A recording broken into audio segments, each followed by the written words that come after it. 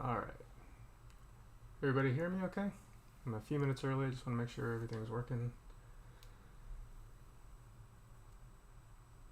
Everybody, you guys hear the audio okay?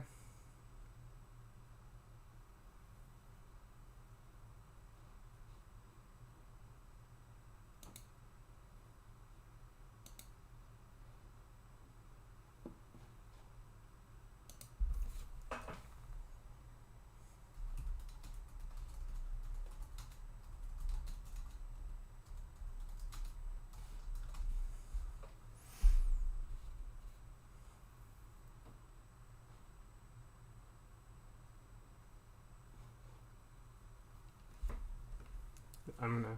Yep. Okay, cool. Alright, we'll get started in about 5 minutes. In the meantime, you're just gonna have to stare at me.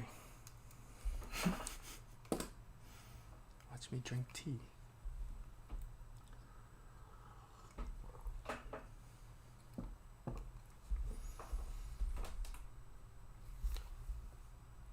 Well, we can talk.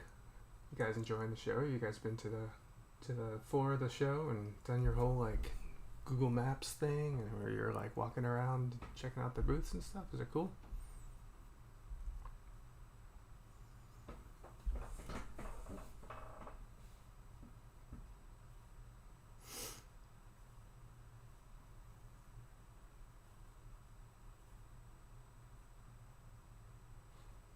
Nobody.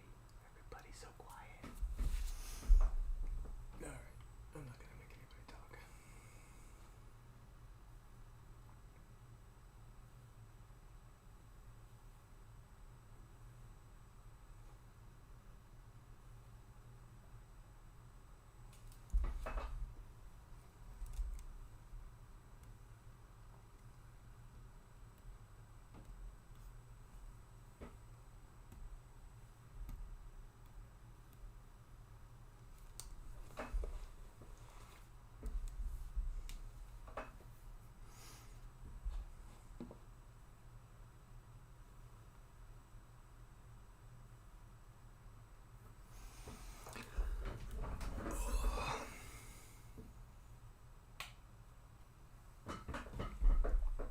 Yeah, I think for the dollar it is to get in, to be able to like go in and check out everyone's work. Obviously, it's not the same as as being there, but having access to everybody all at one time, everybody ready to see you, and I think all the streams and everything like that, it's gonna be awesome. And then and then being able to watch them all back tomorrow. I have pretty much kissed my entire weekend goodbye, just planning on watching stuff. Today was all about cleaning up my office so you guys didn't have to see a big mess.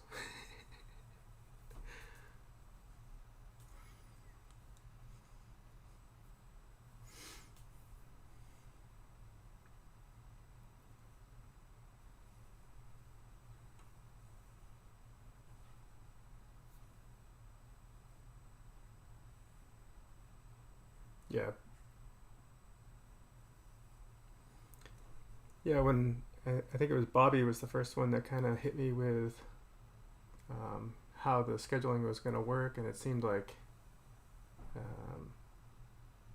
just the fact that like everything was going to be like going on 24/7 was insane. Hey guys, hey everybody. Thanks for joining this, checking out the store, Kevin. That's awesome. I wasn't sure exactly what to do for a product. I'm kind of a geek for making product, so just kind of went to town. Now I got stickers and t-shirts and books coming out my ears, but I guess that's cool. Oh my god, what's up, Gavin? How you been? Alright, we got about 1 minute, and then I'm gonna wait just about 20 seconds or something like that, just because I think there's a little bit of a delay. I don't want to start talking about anything before anybody's officially able to hear me.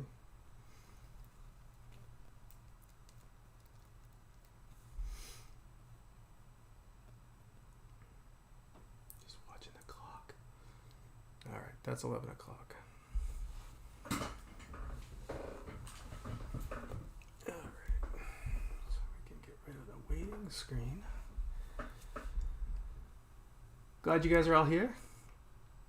Pretty cool that I get to finally demo with my own setup, because usually when we do demos at the shows and things like that, there's always that first few minutes where you're just looking around and trying to figure out what exactly the setup is so you can actually make a half decent piece of work.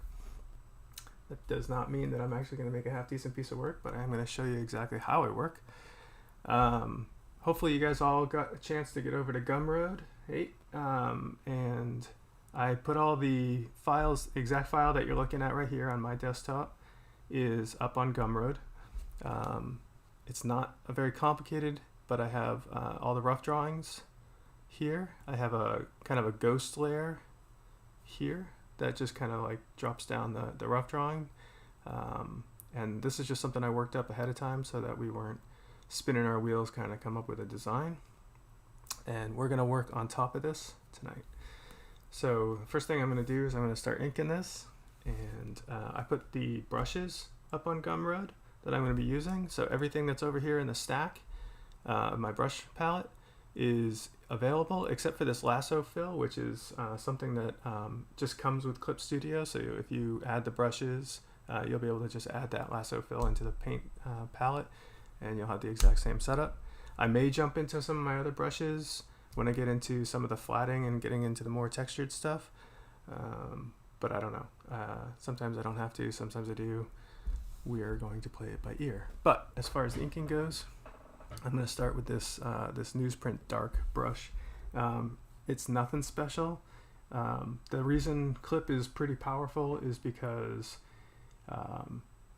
you can adjust each brush really carefully to how heavy your hand is, and you know, they have a lot of pressure sensitivity curves in their settings, in the brush settings. They have a little bit of noise, the thick to thins, all of that stuff that's really difficult to mimic digitally from traditional media. Clip has a really good handle on being able to really tune it. And what I find I like about Clip, and I like about those tolerances, is sometimes I'll make 2 or 3 different brushes, but I'll leave the down here in this sort of like the settings palette. I will leave those live so that I can edit them, because some nights I'm very heavy-handed and other nights I'm a little bit more light-handed, and I still want to get the same line weights. So I like to be able to adjust my brushes much more easy than what I could probably do in Photoshop. And it has some, you know, there's nothing really wrong with Photoshop. I definitely don't mind painting in it, but I think that this has a little bit more flexibility. So I am going to get started inking this thing. So up here, I just created a little folder here.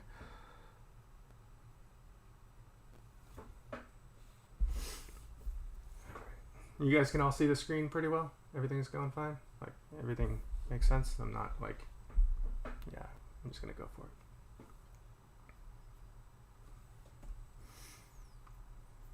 So I'll do my best to look up at the chat and answer questions as I go. But if I get into the drawing stuff, sometimes I forget and I'll just start yapping. Or if I go quiet, sorry.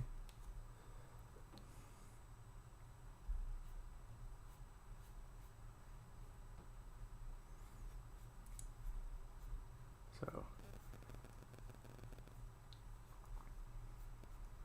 usually when I get started, I usually pick kind of like my favorite thing to work on, which I think teeth is pretty obvious. And I'll do a few marks that are some of the heavier marks, some of the lighter marks, just to kind of establish like where I'm going to go with a lot of my marks. Later, as I kind of start moving around the piece, I may not put in some of the finer details right away. I'll move back to them.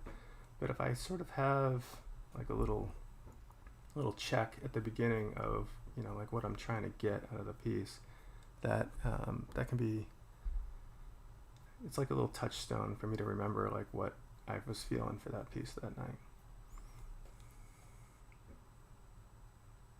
And yes, I have this recording right now, So I am going to put all this stuff up so everybody can go back and watch it at their own pace, speed it up. I love that. And all I'm going to say is technology and I don't always get along. So if it doesn't record for whatever reason, there are 2 more this weekend. We're bound to get it right eventually. But just sort of bear with me. I'm hoping what I plan on doing is I'm going to not only have this recorded and on the YouTube channel, but I'm also going to put up the final PSD of all the layered files with all my paint labeled, everything nice and neat, and I will put that back up on Gumroad, and anybody who wants to download that will have access to that as well. So should be a pretty transparent process.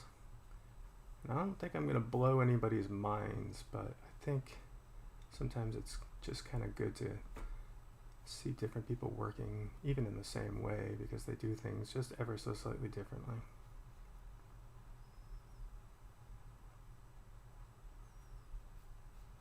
Of course, I'm starting with a nightmare monster, something to kind of set the mood.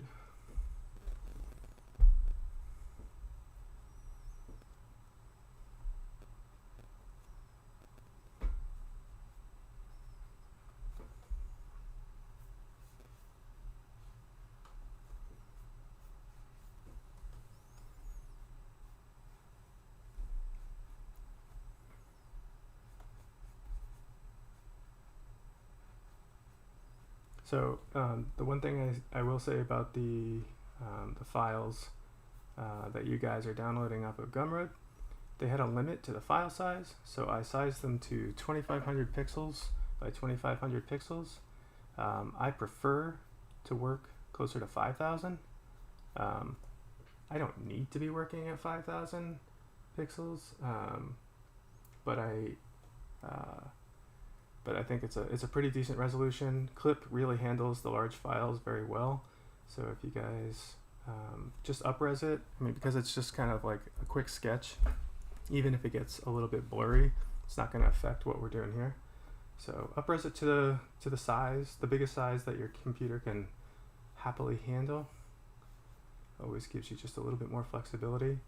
And so the reason I'm telling you that is because right now my brush is set to about 100 pixels.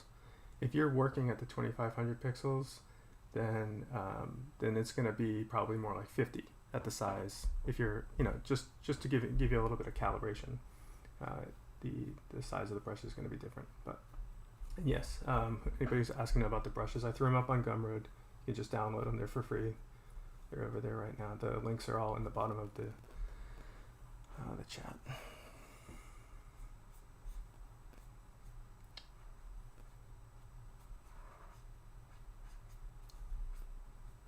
I'm not a really big technical guy, so I will run out of like little technical things as far as like I won't be able to tell you like what processors are good or anything like that, but bigger the file your computer can handle, happier you'll be. Another thing I like, and this is different depending upon how you're working, about Clip Studio is well, 2 things. One, it's like if you buy the version that this exists on like an iPad, which I use as well when I'm couch drawing, it's virtually identical. It's awesome. You can import all your brushes. I mean, I really can't believe that. Like it's just so similar. It might be in fact very like exact. I don't know. There's a few limitations based on the price that you choose to pay. But for the most part, everything is available right away. So I really like that about it. And then the other thing I really like about Clip is, and this isn't as big of a software thing, but is they have this paint bucket thing where it's black and white over here, but below that it's transparent. And you can swap between transparent and black. So it effectively removes the choice of having to use an eraser. You can basically just use your pencil that you're using as an eraser, which I feel like is more cohesive when you're making your line work. And what I do is I map it on the button of the pen so that when I hit it, I can swap between it. So if I make a mark, I can just hit my button and erase it back out, put it back in, erase back out, put it back in, erase back out, you know, and then, you know, if I really want it gone, I can hit the eraser. But I work a lot faster that way. That way I'm not picking up the pen so much, I'm staying kind of with the piece.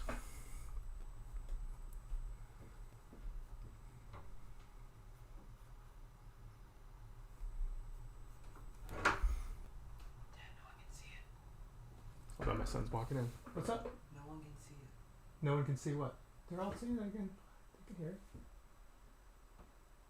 Come on in. Come on in. Nobody's gonna yell at you for coming in. On the stream. You guys can all see the stream fine, right? I'm just blind. My son's telling me he can't. Oh. I might be Log in watching. right there and see if you can log in.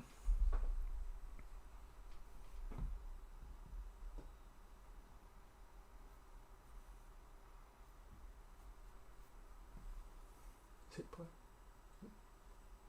What's up? What's going on? You guys can all see the stream? Hey, King. Who can't? 46 people. Okay, they're all saying they can't see it. I gotta go with the majority here. Okay. But if you want to watch it, you can watch it on there, or you can ditch me. I don't care. No, I mean, I only like- cry a little bit when you leave. No, I mean, like, I think you have two different streams of it, it seems. Because it's saying that you don't. And I've been refreshing. All right. Well, I can't concentrate on that. I gotta keep going with this. Okay. I'm new to the streaming thing. See, I got like 800 yeses now. So, for the people who, I don't know, I thought like the younger generation was supposed to be savvy. Oh my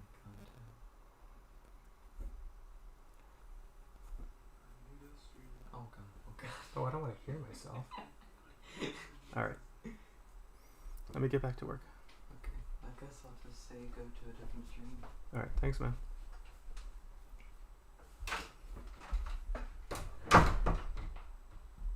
Oh, I'll try and speak louder. I don't think the audio is low. I am notorious for just mumbling and talking really low. So I don't think there's anything wrong with the audio. I got this like ball right here, and I still mumble. So I have to remind myself to talk at a normal human volume rather than like I'm trying to like whisper to trees or something like that.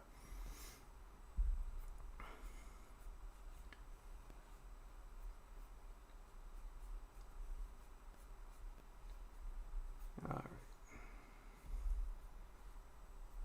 So we're starting to get somewhere with this, right? I got these little like corpuscle things sticking off the back. I figured when I was sketching this thing out that it was like he's like looking for dreams or something like that and storing them up, and then he replaces them with nightmares, or maybe they are the nightmares, and you know, he's just kind of like lofting them around the world, and they're like entering people's brains or something like that. I didn't give it a ton of thought, obviously, but I'm at least trying to make some sense of all the goofy stuff that I'm sticking on this thing.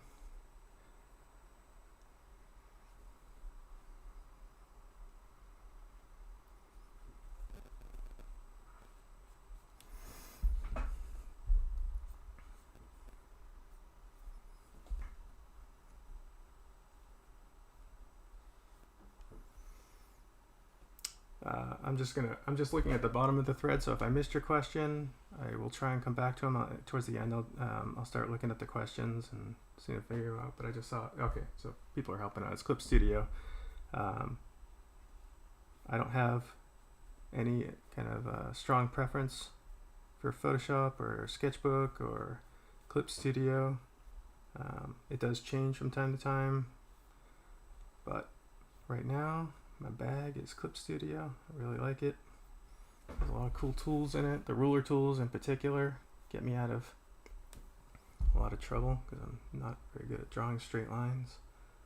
I'm going to do a mech tomorrow, which you guys will see a lot of the tools there's not really a good use for a lot of the straight edge and elliptical tools for this guy because he's kind of organic. So we're just going to kind of go through process tonight. But tomorrow, if you guys are up for it, we're going to do a mech head. You can download that file as well. And tomorrow we're going to get into more. I got all the little conk and tech and bits and bleh.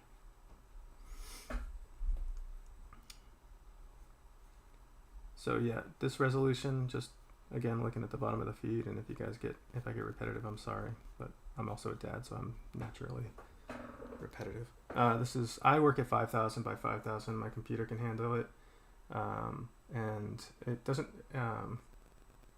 The DPI doesn't matter as long as it's 5,000 by 5,000. DPI isn't a thing. I have this discussion all the time with my wife. DPI is only something that you have to worry about if you're printing something. I work at 5,000 pixels. My concept work, if I'm doing, a different format, like wide format, not square format, I try and make the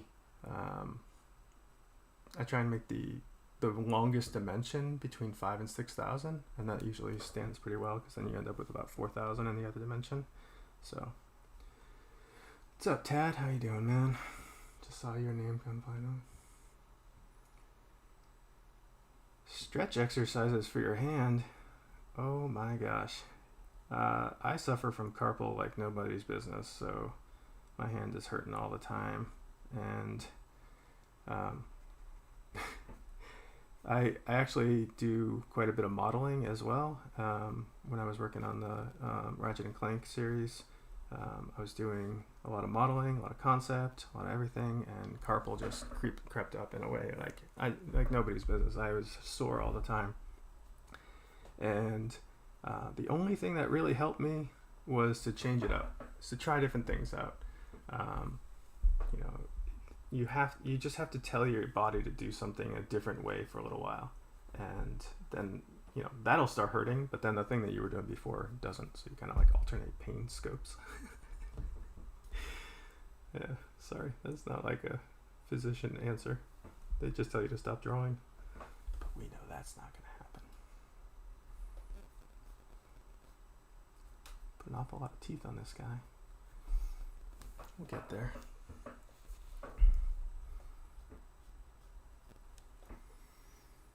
Some tips for doing the line work. All right. Practice your thick to thins as often as possible, and when I'm drawing this stuff, a lot of it, you guys are gonna hate me for this. A lot of it is actually coming from practicing from life drawing. I do a ton of life drawing. Life drawing is essential to me for being able to kind of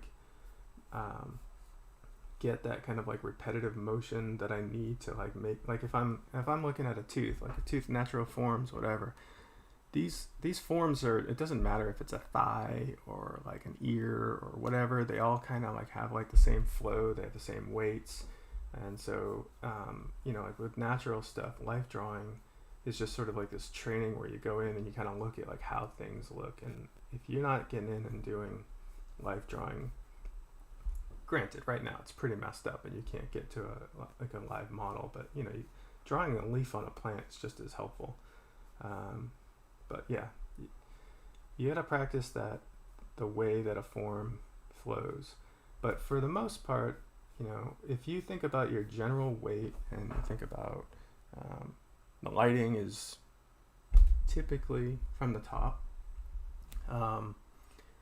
then what I think works best and is pretty tried and true with a lot of artists is that the bottom line tends to have a lot more weight. You see a lot of this in really fantastic life drawing. You see it in graffiti. You see it in everything. It just, you wanna kind of like, and then when a form starts to hit where the light's gonna go, sometimes it even just disappears and just becomes light.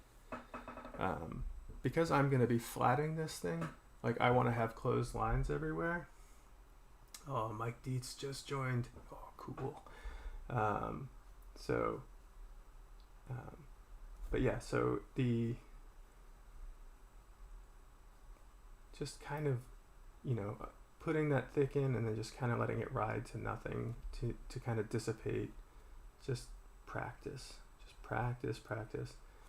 And it doesn't necessarily need to exist in everybody's work. Like some of my favorite work has almost no line weight whatsoever. But for me, I happened to get lucky when I was in school and I went down and saw a show in San Diego. They had Alphonse Mucha drawings and paintings up all throughout the museum, and the guy just, if you have a chance to look through his books, especially the stuff that he did for his personal self, not necessarily the stuff that he did for illustration, it's nuts. It's nuts. The guy just practiced all the time, master of line work, and you just kind of have to look at it and try things out and find what works for you. But oh, did it double my life? Oh gosh. Well, fortunately a lot of people found it, but I'm a little bit new to this, so I probably screwed it up. Sorry about that.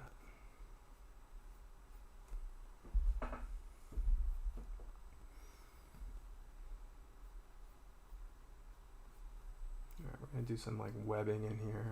Like he just kind of like, as he opens his mouth, he kind of stretches himself apart a little bit. You need those negative shapes so that when you get the lighting going, you have something to kind of bring that background lighting back in. You know what? I think I am going to use at least one of the tools to get the eye shape like crisp. And what I like about using the crisp tools against the organic forms is it's like that. Like when I do the eye, I'll use the ellipse tool and I'll make it like really clean, and then I'll put the wrinkles around it, and it just makes that eye pop on its own really well.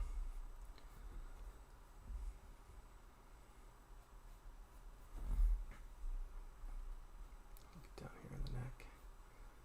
I'm going to kind of keep track of time here because I don't want to waste all my time just inking this thing on you guys because it gets a little bit repetitive.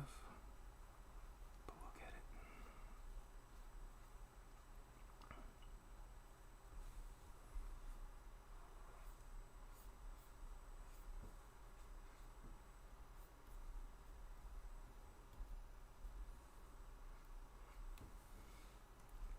These corpuscle things, I could probably use the ellipse tool on those too. It would look pretty cool to have them nice and crisp and perfect, and again up against kind of his like wrinkly, nasty body. But I'm not gonna do that tonight. We're gonna save all the mechanical drawing for tomorrow night when we do the robot.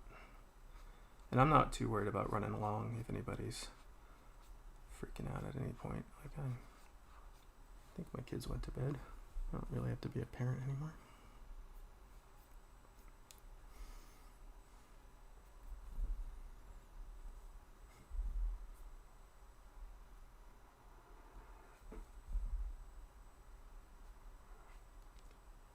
Am I inking on a vector layer? No. Nope. This is all bitmap.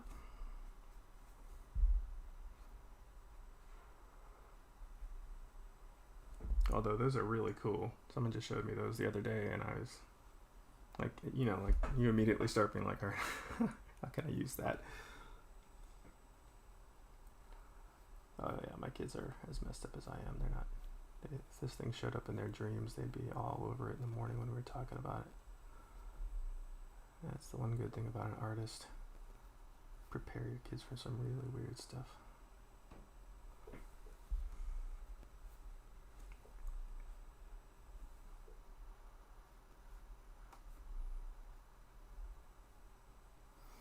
Do I have trouble coming up with ideas, or how do you come up with drawing ideas? That's like the hardest thing ever. Coming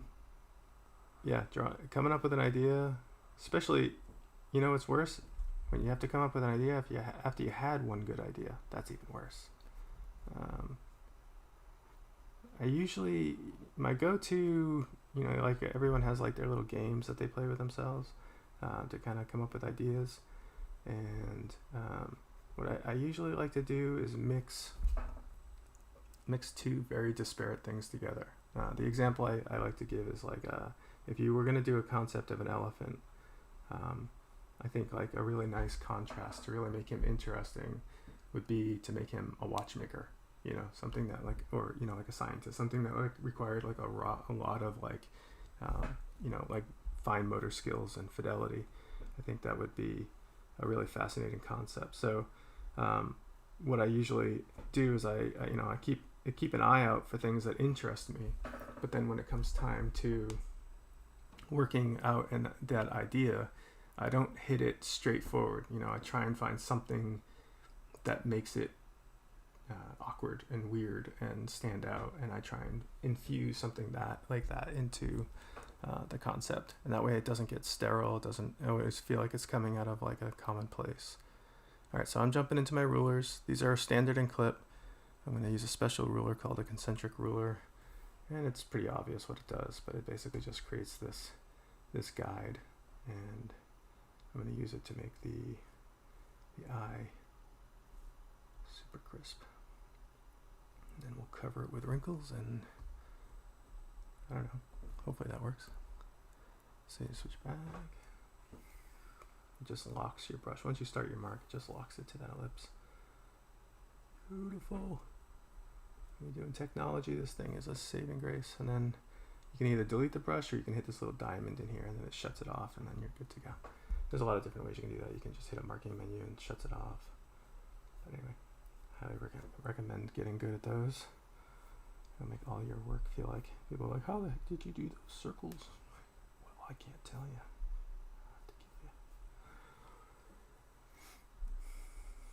Alright, we're almost to the halfway point, which means I'm going to start throwing some flats on this and getting some shading going.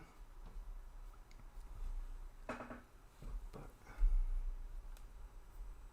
this line weight should help us carry the form.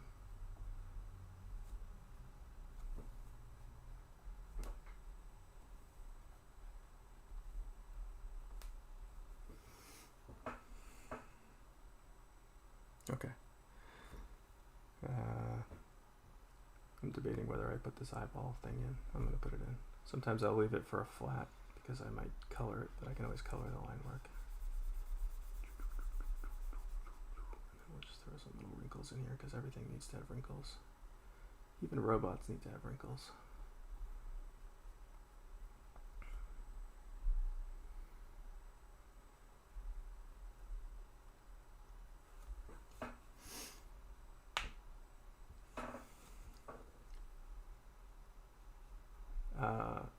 Okay, so I got two questions here. What is my dream art project? My dream art project, they change every day.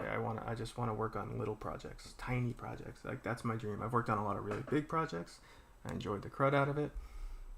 Now I want to work on little projects with friends, and my favorite thing about working on projects is actually just working with people that I admire and love and can learn from. So I want to work on little tiny projects, and I want to work on a lot of them, and that's sort of my dream right now. And then someone said, what is the specific for applying to Insomniac Games as a concept artist? You got to apply. And this goes for every studio, not just Insomniac Games. They are constantly changing what they're going to work on. Obviously everybody has plans, but all studios are constantly looking for something to help them stand out, and a lot of times that's the concept art or the art direction, and you got to apply, and they're going to say no, and you're going to feel bad about it. But what's happening there is actually they're basically saying like, well, this project doesn't fit you, but maybe the next project will, so you don't ever want to give up. So just apply and go ahead and take the turn down, but don't take it personally. It just means that the project that they're working on then isn't something that it fits your style, but the project may change, or they may have another project down the line that is going to be perfect for you. All right, so now we're going to start flatting. I'm going to turn the rough off, so we have just the line work. Just so it's easier to see, I'm going to delete this eyeball layer because I don't need it anymore. Now in Clip, it has a couple of cool little features. This little lighthouse up here in the top of the menu. That if you, whatever layer you have selected and you add that lighthouse to, it's going to use that as a reference layer. So like in Photoshop, when you start using the fill tool, it's going to fill only on that layer. This will look at other layers and I'm going to go into the folder that says flats, and I'm going to start filling on different layers, but it's looking at the line work layer to do the fills. And that way I'm not obliterating my line work, but at the same time I'm able to use the line work that I did. So I'm just going to pick a random color, and I'm actually going to just fill the complete outside, and you'll see what I'm doing here. And I'm not going to be able to explain this in depth because it'll slow it down a lot, but I fill the outside. I'm going to hold down Control, and I'm going to click on the layer, and I'm going to load that as a selection. And now in the flats copy, in this folder, I'm going to add a mask, and I'm going to invert it. Everything disappears, don't freak out. Fill that entire layer, and now what's happening is everything in that folder has been masked off to only be what I originally created that selection for. So now I can work inside this folder, and I can be a complete mess, and I don't have to worry about ever leaving the bounds of my illustration. So usually once I've done that garish color, I'll just turn it to a gray, and then I'm off and running. So I'll just leave that there, and then I can start. I'm going to probably start with the teeth, and I'll just start flatting those in. So I've got this little flatting fill brush. Again, absolutely nothing special. It's just a big solid brush, has a little thick to thin that matches what I like to do. And I'm just gonna go around and hit the connection points. I don't care really about the extremities. And again, I have the brush set so that I can go in, add and subtract using the button on the side of the pen, and I can just, if I overpaint by accident, I can just switch to transparent ink and erase back out. So it's really fast. These internal teeth, I have to hit all the sides. I never enjoy making people watch me flat, so I will keep this as fast as possible so that you guys don't get bored out of your minds. Or you can go to the kitchen and get yourself a granola bar. Come back when it's done.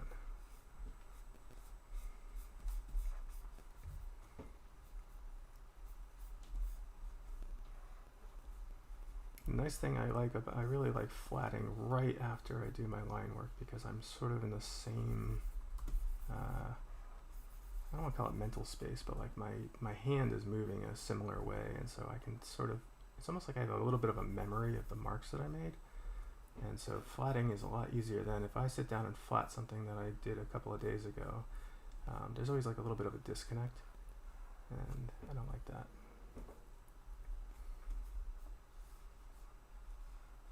Alright, so, and to be clear, I don't really care that the teeth are yellow right now, because as you guys all know, you can change the color. All I care about is making sure the pixels are covered.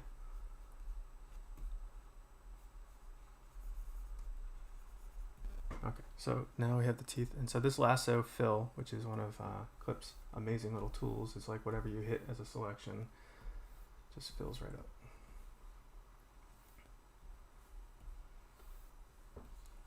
So I don't have to waste my time with a brush. So now we got the teeth all done, and usually, I'll go through and I'm gonna flat every single little object, and if I can say my one old man thing tonight, label your layers, because it's really easy to forget. So for I guess what the three things that I want to flat really quick are the teeth, these little corpuscles, and the eyeball, and then I think we should be in good shape, so that won't take too long. So now I'm going to do the corpuscles, and I've actually noticed that I have an error in my my overall selection. I forgot to remove these, so I'm going to go up to the mask. I'm still going to use my flatting brush, and I'm going to start I'm going to remove those little cutouts from his torn cheek area.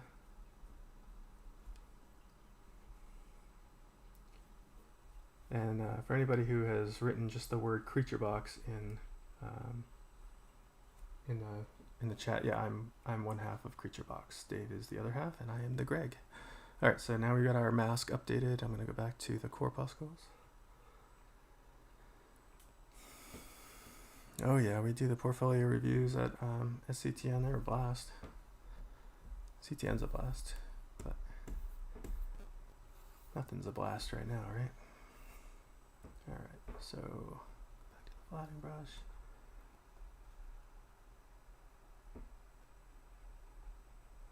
And again, I'm not making any decisions on the color of anything quite yet. I can guarantee you that I'll make this guy purple just because I have like such a huge affinity for purple, but right now all I care about is getting my masks. And these count as masks.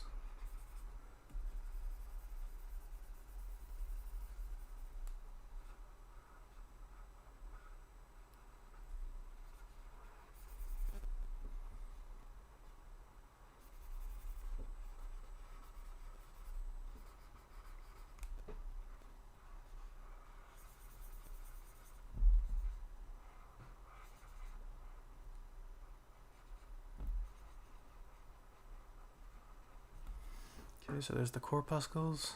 I'm just going to call them bulbs over here because I can't type that. I don't even know how to spell corpuscle, I don't think. And then I want the eyeball.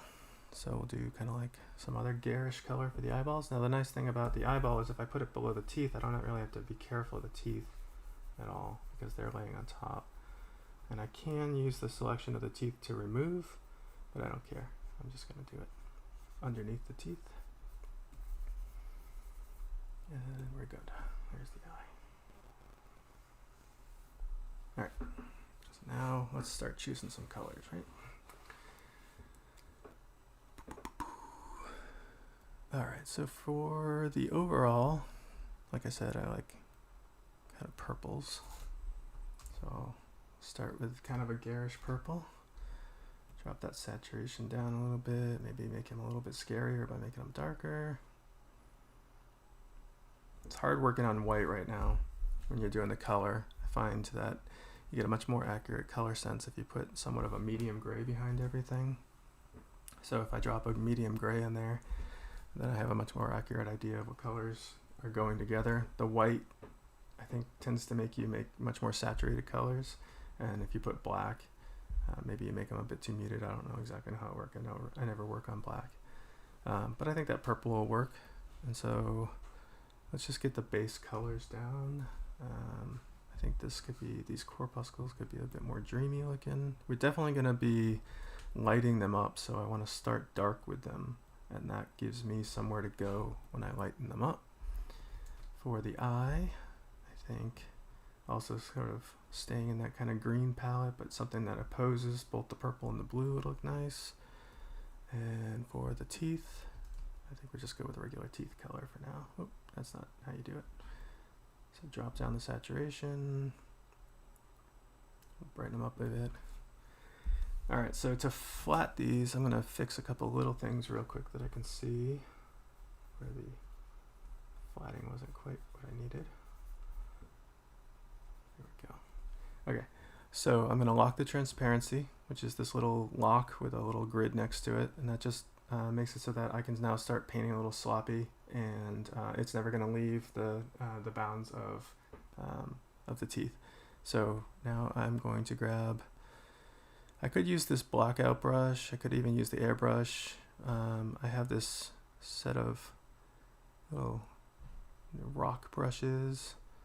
They're not anything special because I never set up the stamps for them, but anyway, it's just a little bit noisy, and so I'm gonna lighten up the teeth and let the plaque down here kind of reside. That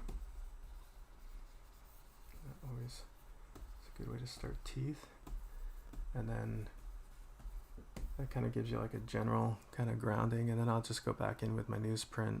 I'm going to use the newsprint 2. I'm going to make kind of like a big brush, and I'm going to go back in, and I'm just going to kind of stipple in some nasty to kind of get looking a little more messed up.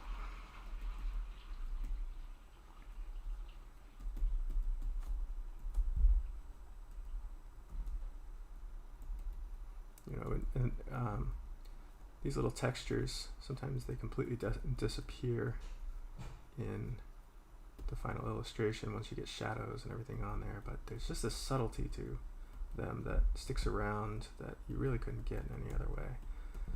And I'm gonna kind of push through these a little bit fast tonight, but I like to spend a lot of time with these and really think about the surfacing, the local colors of everything. I get kind of, it's like doing a little Sudoku puzzle. You just kind of get lost in this stuff. But for tonight, because we want to move into shading and all that stuff, let's get that going. All right, the corpuscles, these bulbs, I think I'm gonna let those just be a solid color for now, because I think I'm gonna let light drive most of their volume, and then we can probably cut into them. I'll show you what I'm gonna do. Okay, and then for the eye, let's lock the transparency on that. I'm gonna use the airbrush, sample the color that it is, darken it a little bit, and just kind of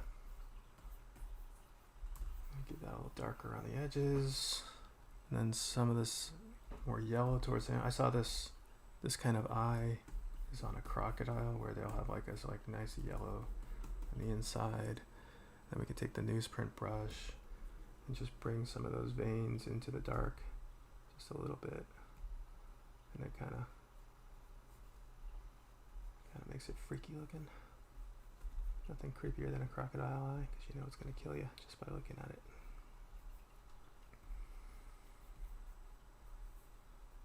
And then I was kind of sloppy with that, so we can go to the fingertip brush, which is basically the smudge tool, and you can just kind of wiggle them around and, you know, true them up, and that way they don't quite look like just basic brush marks, but you're not wasting your time trying to make perfect marks. You can just have some fun. Happy little nasty crocodile eyes.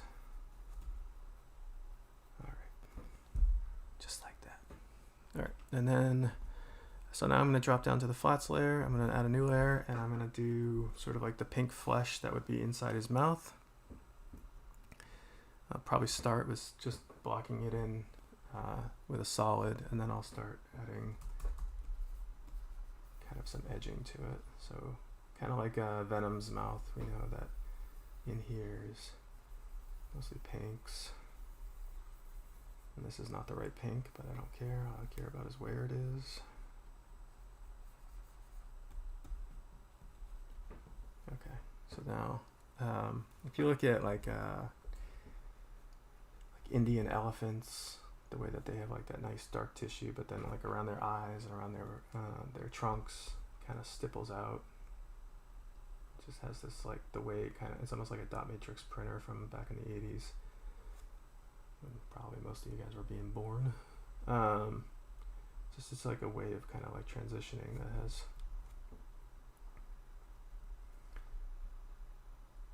a bit more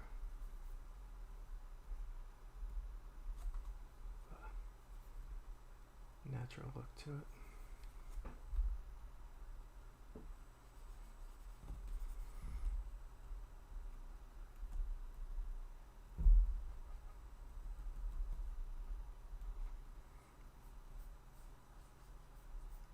Fill in these little gaps.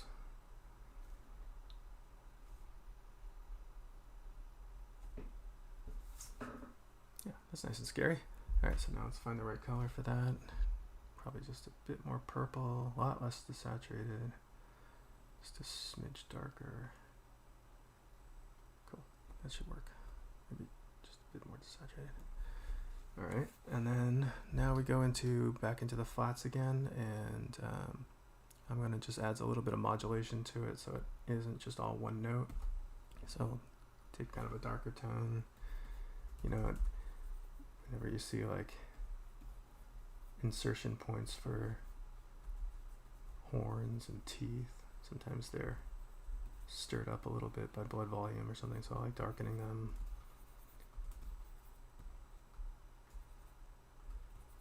And then if you want to get into like just general psychology, you always think about like lizards, and I'll just lighten up the belly here a little bit. Belly of the monster here. So now I can go back in with my solid, just kind of clean up some of that stuff.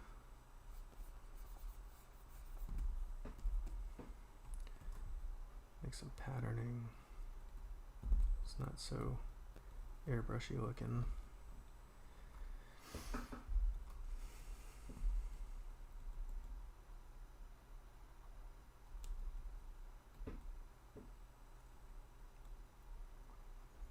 where did I get the name Lost Bear Studios? Well, whenever you name a company nowadays, it's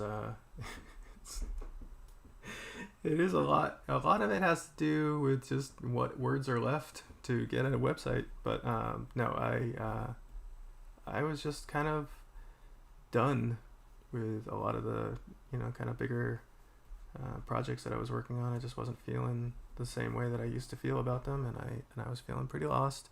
Wasn't like in a dark place. I just didn't know quite what I wanted to focus on.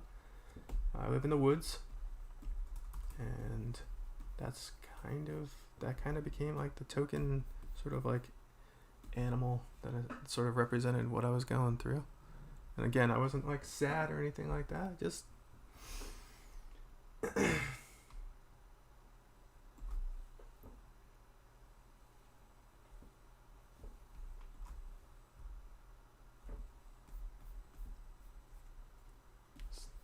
I don't really understand the creature box's work star comment, but cool, thanks, I guess, whatever.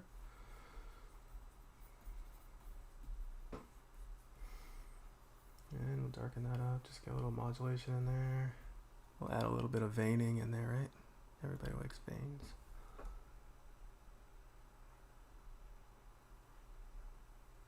And then we'll move forward and get some shading on this thing.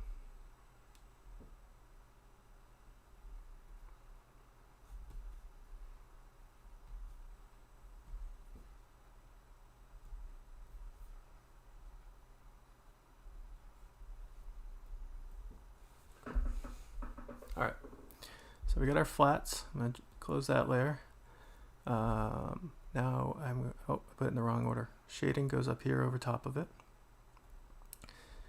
This one note for anybody who's getting started with Clip: when you create these folders with subfolders, whatever layer mode you're going to use, which I'm going to use Multiply, when you create a new folder, oftentimes if it's not set to through, it'll be set to normal, which will basically override any layer mode that you decide to use.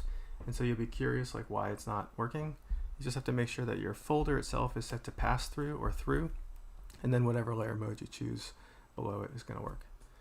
Alright, so what I do like to do is I like to put a ghost layer of just white on top of everything below the drawing but above my shading, and just kind of drop it down a little bit, and that way I really can see what I'm going to be working on for shading.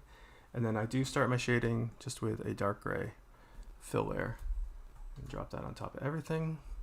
I'm going to drag this mask over top back up into the shading thing so I can reuse that mask, and that way I can just start working. And then I'm going to put a mask on that, and I'm going to hide it basically and just start revealing things. So here we go.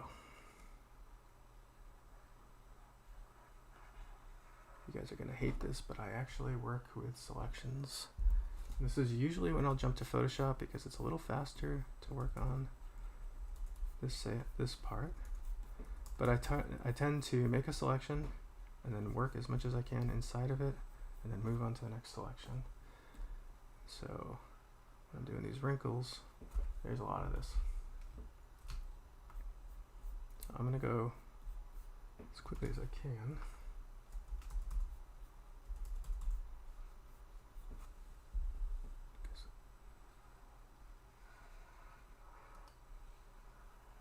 You can be a little bit messy with them because you can always use the smudge tool or whatever you want to move this stuff around a little bit if you didn't get it quite right. But so definitely start with like the global lighting. I know that I'm having the lighting kind of come down from the top right, and I'll turn the form and I'll kind of ignore things, and then I'll look at what forms are crossing it and I'll drop in a shadow for them. And I always make sure that the shadows have a nice balance between sharp shadows and crisp shadows. Sorry, this is when I start stuttering a lot because I don't talk and draw at the same time very well.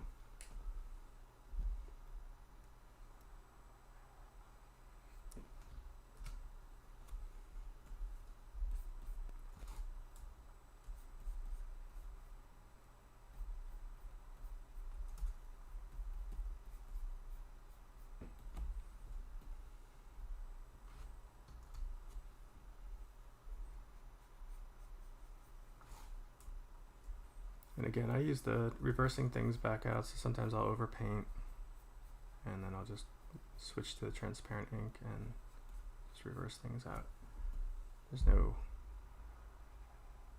real science behind it. It's just whatever you're working on right then and there.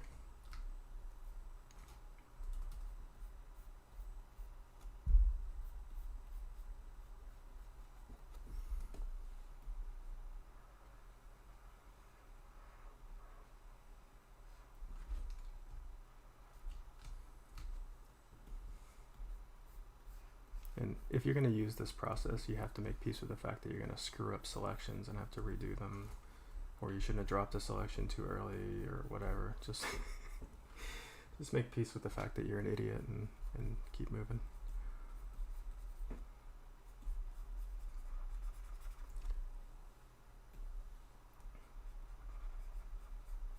So sometimes you can go in with like the flatting brush and do like a really crisp shadow, and that's kind of cool. That looks really nice, like especially like you have something that's like really close together with something else. Just put a little tight in there, and then if you need to adjust it, you can use the blur and just kind of as it sort of moves away from the form, you can kind of loosen it up a little.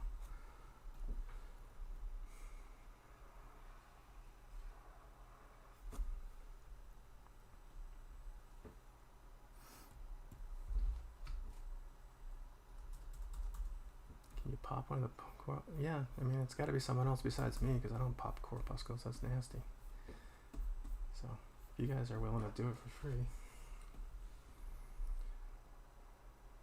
So one thing to note with this process too is it always looks a little airbrushy at the beginning. Well, I'm using the airbrush though, but once you kind of start adding these like littler details, and I want to show you like the teeth too. Like once you add the teeth, it really starts to feel a little bit more volumetric. So you just have to be kind of patient with it, because it can feel like it's not getting anywhere. But like you can see, like once I start adding like these little secondary wrinkles, and I like to hide the selection so I can actually just sort of ghost it in. But watch when I do the tooth. Like if I'll just load it off of this tooth. So you can use your flats as selections just by holding down Control. So I can load that tooth, and then deselect everything else besides the tooth that I actually want to work on. So start by just kind of giving it some general volume. Nothing too special. Doesn't look too good. That's okay, because then you kind of like take your highlight area away and start adding some chiseling in, just by working across that edge, and then maybe remove another section. You can see it kind of starts really feeling like it's got some like planes to it. And then there's like this line that I put in, so for that I'll just grab that and probably go full dark with it. And then it's begging for a little plane change up here.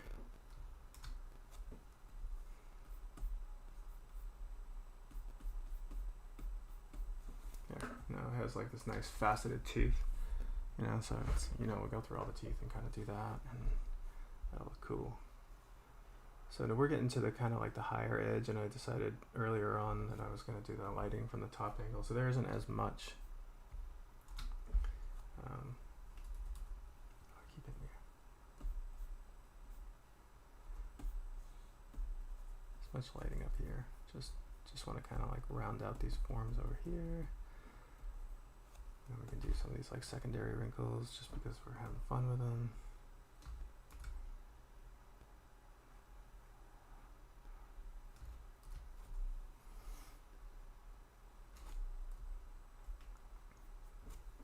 We're doing on time. You guys mind running along? So we can just keep working on this thing? I got nowhere to be.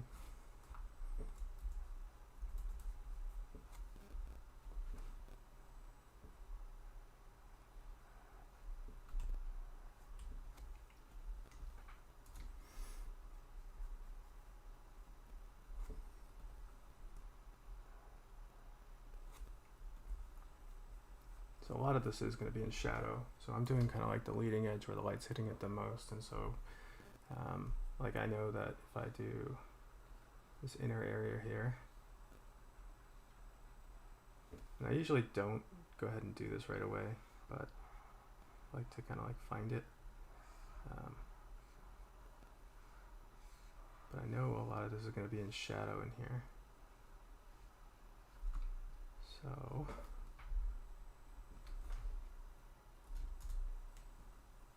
but it'll make it look like a lot more is done. Alright, so we're gonna say like, okay, the lighting up here is all in shadow. That immediately starts to set our mood. And then we know that this whole side of the face is casting a shadow, so then we're gonna draw that across. So it's gonna crease into here. I'm just gonna be kind of rough about it right now. We'll go back and refine it. And then but then we know just by kind of knocking that in and not spending too much time, you know, like we know we're gonna the teeth are casting shadows over it. So like, you know, we can say like, oh, this tooth right here is casting a shadow over the eye, and this bottom tooth is sticking out just a little bit. That's casting a shadow.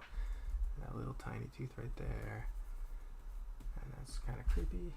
So I'm gonna drop that selection, and then I'll just like refine these edges that I screwed up.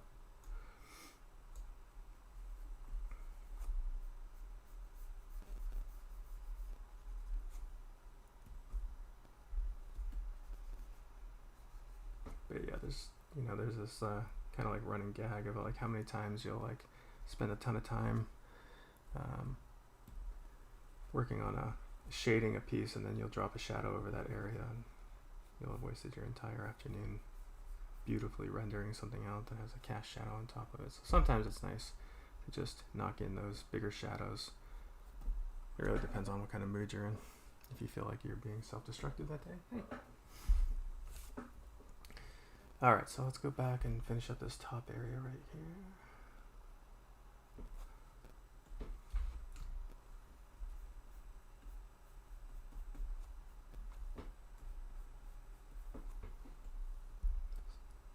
Go back and put some smaller wrinkles in it a little bit, but I want to kind of get the overall volume set. That way we have something to look at. And then these are fun.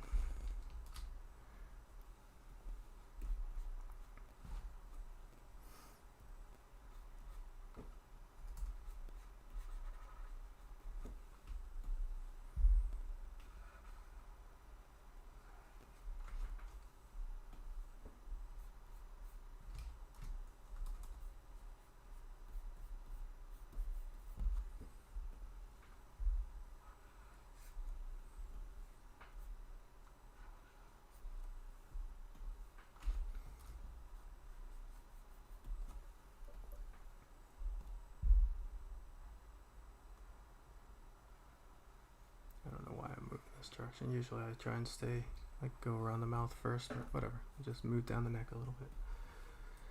So a little cast shadow from the base of the head, side of these kind of like sternum muscles, wrinkles, whatever. Just a little bit of volume to them. They definitely need some wrinkles to kind of make them feel. Is lighting my favorite stage of the art?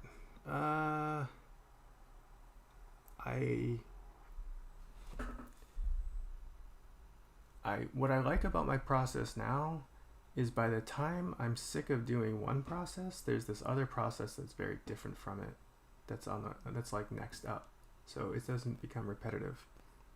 So like when I'm doing the rough out and I'm just trying to come up with an idea, I try and keep my main focus and my main energy in a way where I'm really just working on the idea. I don't care what the drawing looks like. I don't worry about the line work or anything like that, because I'm just not smart enough. I'm not mentally capable enough to handle too many things at the same time. So I'll work really messy, just try and get the silhouette, the idea, or whatever's important about the piece, the composition, as messy as I can, but it's that way I don't feel bad. Then I know that I have my refinement pass, which is my line work pass, coming up after that, and that is like I'm done. Like, I'm done thinking. My brain's done trying to come up with ideas. And so it's nice to have something else coming on that's like a little bit more like doing the line work is like, it's like this, like proving that the idea that you just came up with is good, because you get to like refine it. And so you have this time with your piece to see if you were right. And, you know, like with practice, fortunately, you can be more right than wrong most times, even though it's not always the case. But, and then when you're doing, you know, line work has its own level of fatigue, and, you know, you just kind of wear out. And so then to know that you have this, this other process, which is lighting, which I really consider much more math based, you know, like my brain switches off from being kind of like trying to get elegance and beauty and, you know, line weight and structure to, volume and like just like calculations and things like that. So like it's a mental shift. And so like I don't ever feel like each thing isn't worse than the other. It's just I'm about at my end and I want to move on to something else. And so by having all these different processes broken up, I don't get as much fatigue, and so I can stay on a piece longer and more consistently. I don't know if that answers your question. That's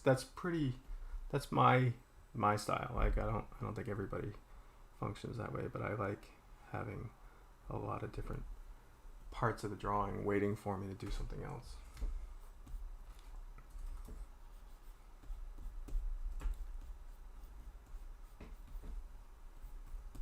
So, you know, as I move through these wrinkles again, I'm just, you know, I try and very quickly hit the overall volume, and then I hit a cast shadow on top of it. I look for what's being cast over it, you know, like that's what I'm looking for. So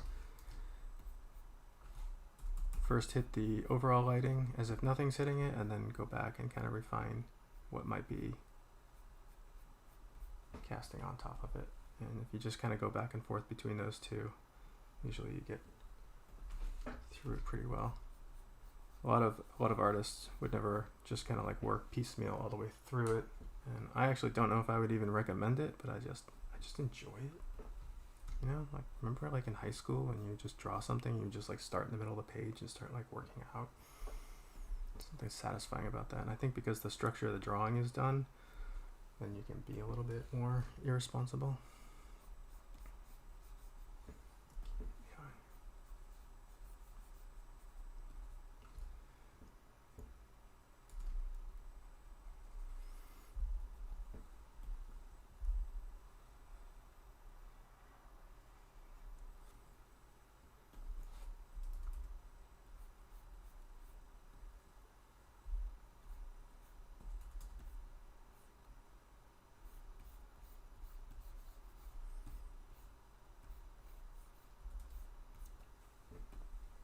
Yeah, you know, speaking of just like process and figuring it out, you know, it's not always the same process twice, but you know, like when you get into a professional environment, you do need to have something that you can rely on. You know, you're gonna have bad days. You're gonna have days where, you know, that you're coming up short, and it may not be experiment with a new technique day, or you know, do your technique out of order day. You know, you have something that you have to deliver by Friday, so. You know, refining your process, really understanding how you work. Yeah, I mean, it's not always enjoyable. You know, some days you do want to be in experimentation mode, but you know, your art director is leaning on you to have something done. You got to have it done.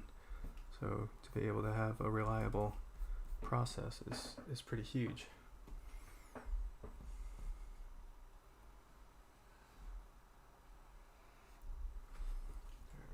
Throw a big cast shadow underneath his neck here.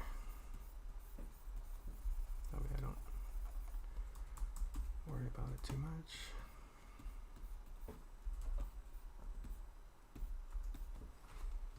Alright, so this volume down here, I'm gonna put some global shading on it. It's like a little bit of like a footnote. Oh, sorry. Alright, and then yeah, I made the edge of my canvas the same color as the background, so I can drag it accidentally all the time. It's nice.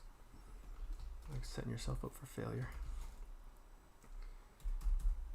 But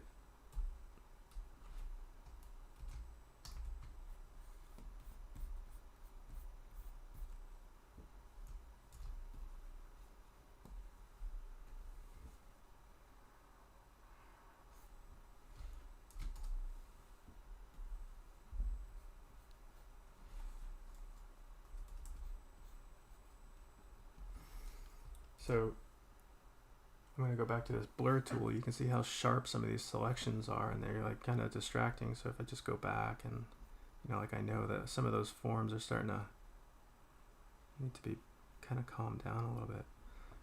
And I do a lot of the shading pass in Photoshop.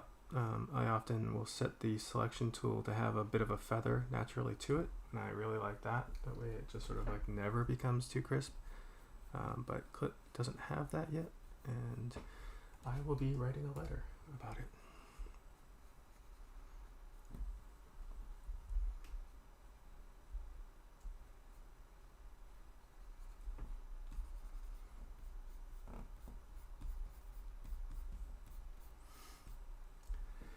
Is this what you thought you'd be doing tomorrow for Lightbox Expo? I'm not very familiar with it. Yeah. Yeah, well, we've been... I'm going to do... Tomorrow for Lightbox, I'm doing another demo, but I did a robot, like a mech head. And so the reason it's different is because I'll be using a lot more of the ruler tools and things like that to kind of get a bit more of a techie vibe. And it has a very similar shading process, but it's not as heavily because it's much more planar. The shading isn't quite as intensive as a wrinkly character, so it will be much more about the surfacing, and hopefully that is entertaining in a different way. And again, if anybody is tuned in after I've said this, I'm going to record all these and I'm going to put them up on the YouTube channel. And then I'm also going to put the PSDs up on Gumroad for anybody who wants to see them broken down and look at the actual layers. So these will be available to everybody in a lot of different ways. And all the brushes that I'm using are on Gumroad, downloadable for free right now. So you can go grab those. All the links are in the description there below.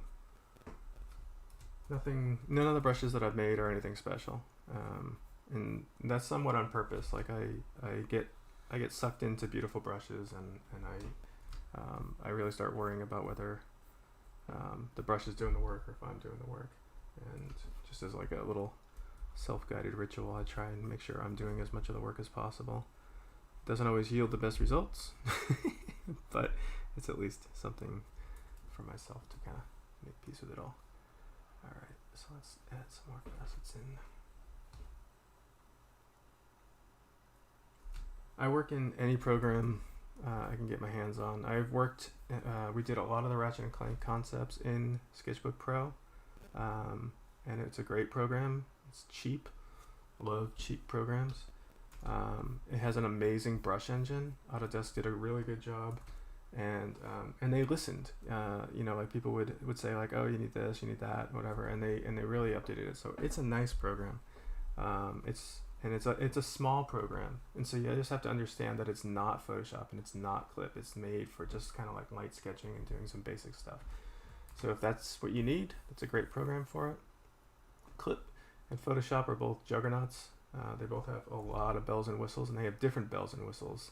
And so I don't really have a preference because you can't do everything in both. And so anybody who says one's better than the other doesn't have to do everything, or hasn't had to do everything. I certainly wouldn't want to format files in Clip Studio, even though you could do it. It would just be difficult.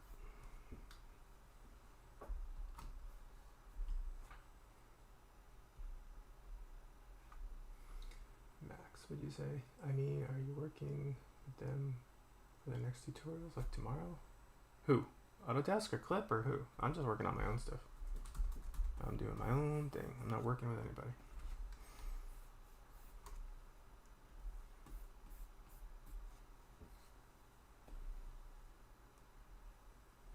Okay, so these are the fun ones. I like casting shadows, so like I'll draw that. I'm gonna do this tooth here over on the side here.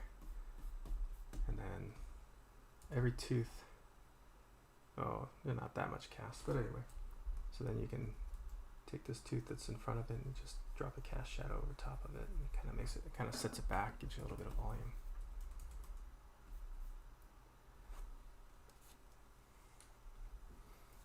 I have 2 copies of the Ratchet and Clank book. One is for use, one is kept as a relic. Yeah, I think I have my fair share of books that I do that with. It's kind of a sickness. It's like one of those things where you're going to be found dead in your studio one day, and people are like, why does he have 2 of everything? Well, I appreciate it. It's cool. It was a fun book to put together.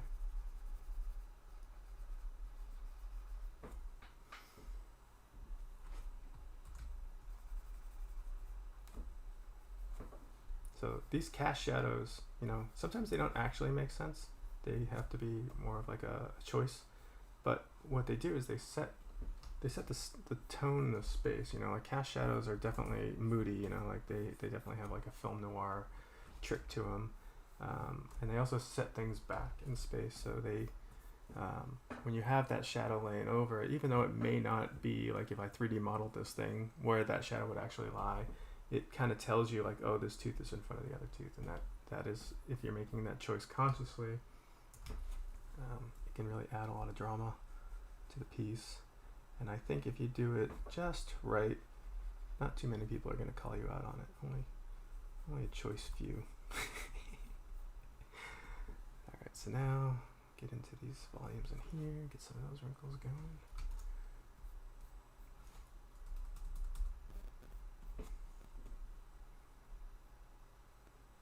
You can see I kind of messed up my selection on that last one. I'm just going to show you my little trick because I really prefer to just paint messy and not worry about that stuff. And then just clean it up later. I'm a big fan of just cleaning up your mistakes rather than... So they have the fingertip, and you just smoosh that over. Boom, boom, boom, boom, boom, boom, boom, boom, boom. Make a sound effect. If you want to be left alone at work, make sound effects while you work. People think you're nuts. Have peace. It's not to say that you're not nuts, it just says people leave you alone.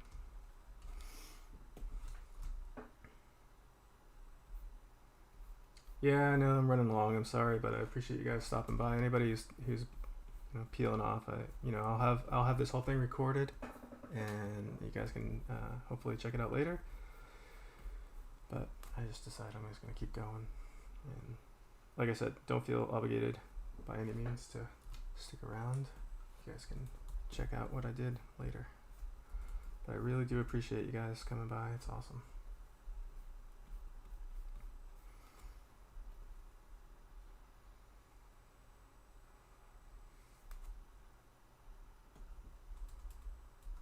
Oh yeah, Bob Ross. Man, that used to just be on channel 56 every day after school for me. Right before G.I. Joe, Transformers, we'd watch it. Happy Little Trees. I saw him do this painting of a river once where he just painted the whole river bottom and then he just put a few little glares on top and then it like immediately became a river. Oh man. Nuts.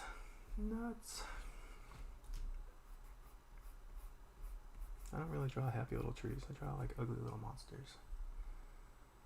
Angry little mechs. Same idea though.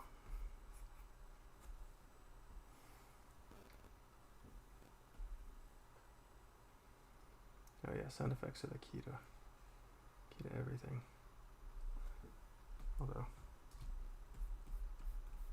they're definitely the key to getting people to leave you alone.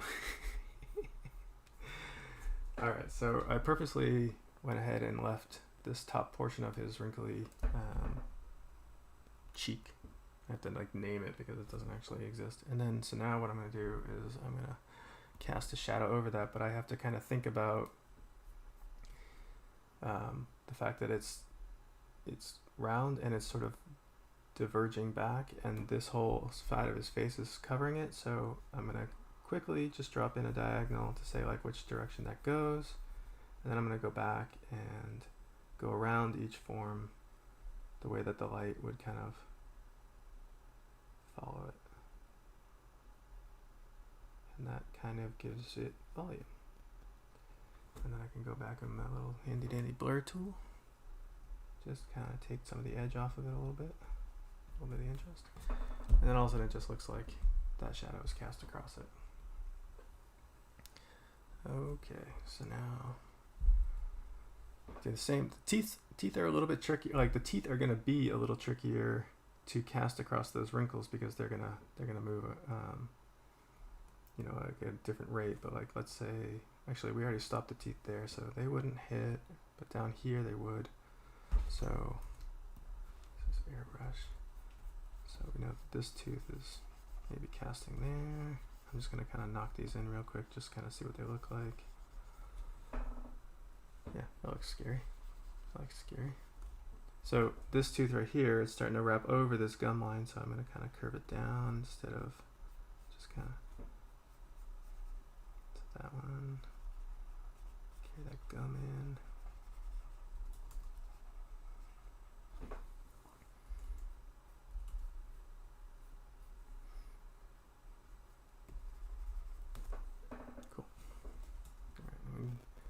I also know that these teeth are going to have some cast shadows from these teeth, so I'm going to remind myself that those are pretty much in shadow. And they are just ever so slightly round. There, okay, so now we can just do the rest of the teeth.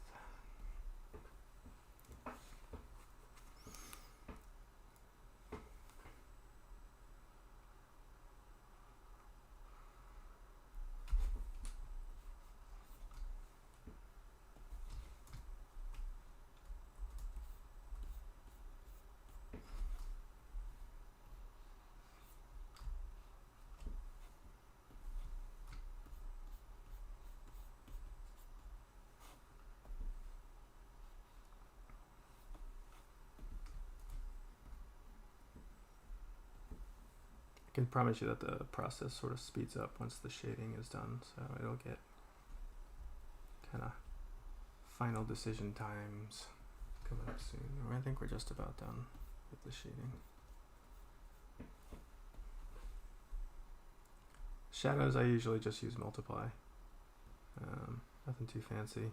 Some people use overlay. I have only one small problem with that. It's just that to give you a very quick technical breakdown of the difference between multiply and overlay.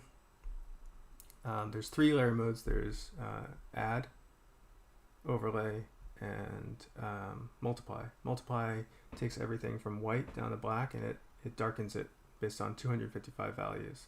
Add will do the opposite. Everything from black up to white, it will lighten it up to white.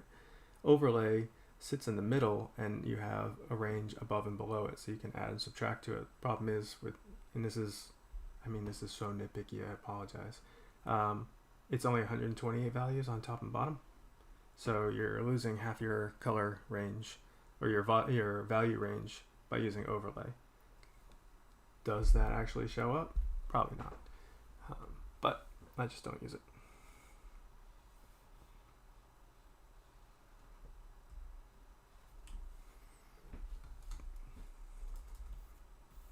Sorry, I'm not really cherry picking questions. I just sort of look up and look at the question at the bottom. So I apologize if I missed your question. I'll go through, or we'll just answer some questions at the end.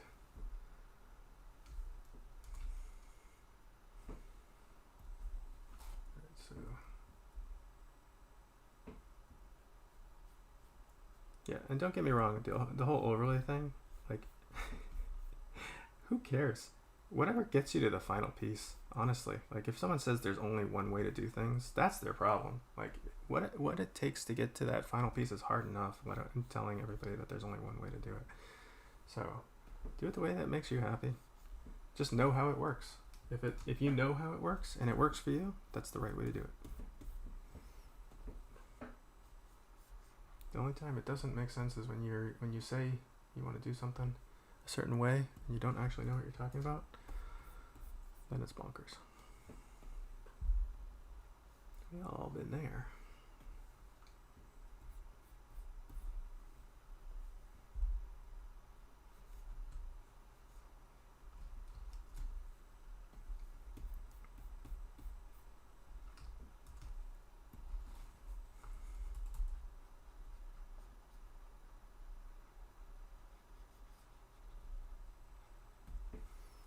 Couple more teeth.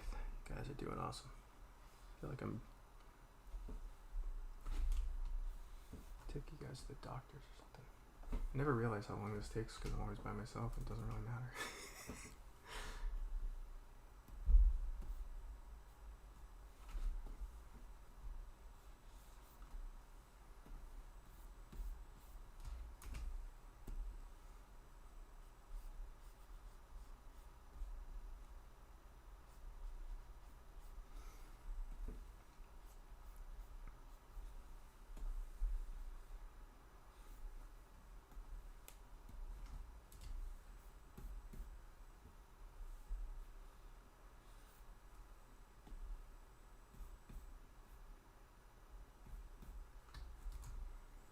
Yeah, this whole live thing, I don't mind doing demos live, because I get to chat with people, and, if you screw up, you just make jokes at yourself and whatever.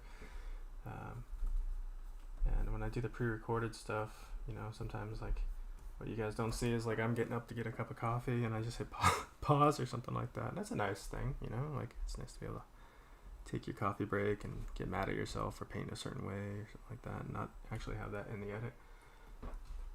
But once in a while, it's kind of good to air your dirty laundry and show people that you screw up just as much as everybody else. Alright, a couple of small wrinkles, and then we'll move on to the next stage.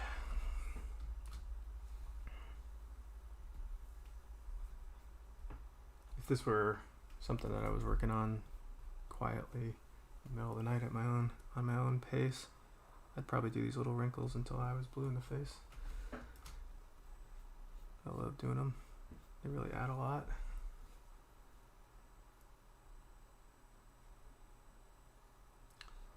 I don't always use gray for the shadow, but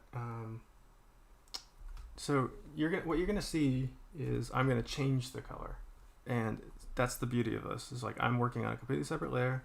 It's gray. This is all I care about is what the shadow is. And then I'm going to change the color of the shadow afterwards, because it's. I think if you're going to come away with anything from my process, it's break your process up into steps that you can manage. If you're a genius, well, good for you, and you don't have to break them up into process steps.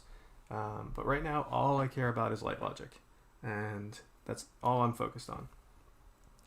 Then I'll start getting into color and looking at things, and I'll probably change it 12 or 17 times or something like that before I'm happy with it, or I'll have to look up other people's color charts to see like why I don't know what the heck I'm talking about. But right now, all I care about is light logic, so don't really care about the color, and that just makes my life a lot easier. If you know what you're doing and you're really just in tune with color theory and you don't have to take that step, you don't have to. This is my process, and I hope you guys can glean something from it. But by all means, there's nothing set in stone about anything. Alright, I'm gonna just a few more wrinkles in the mouth, deal with the corpuscles, and then we'll move on to some of the stuff that we were just yapping about.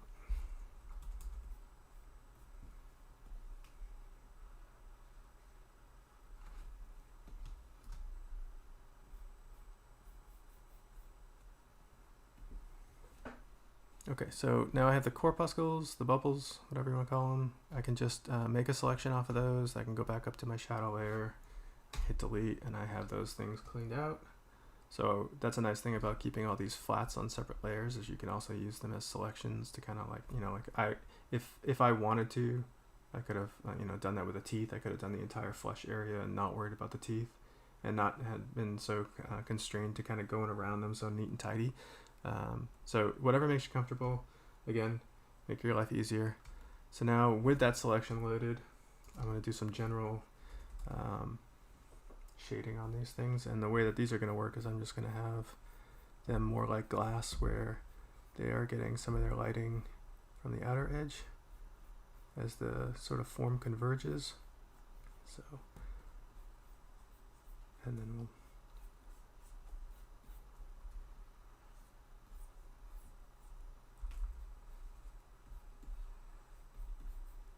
makes sense. This is where, like, if you can create yourself a little Pinterest channel and just like grab snapshots of like glass and jellyfish and just create like reference directories up to Yang and just sit and look at them and try and figure out like how the lighting works. I did take rendering courses in college, but nothing is quite like just staring at something that is working in real life and trying to figure out exactly how it works. Alright, so I am going to cheat a little bit. Technically wouldn't happen, but I'm going to cast a little bit of shadowing on top of these things just because I think it sets them in a little bit. Don't tell the reality police.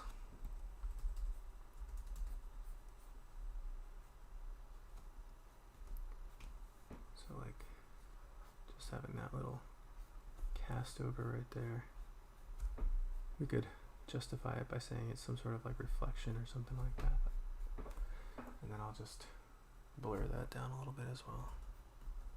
I just think it sort of sets them in a little bit.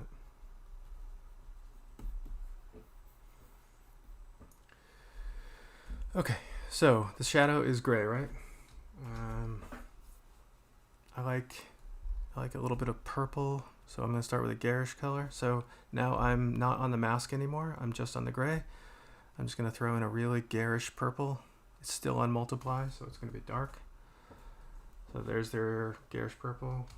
Open up my hue sat. That's a pretty good start, but I know I don't want nearly that much saturation. But I'm not going to worry about the saturation because my eyeballs are more fixated on the hue right now, so I want it to be just a little bit on the cooler side.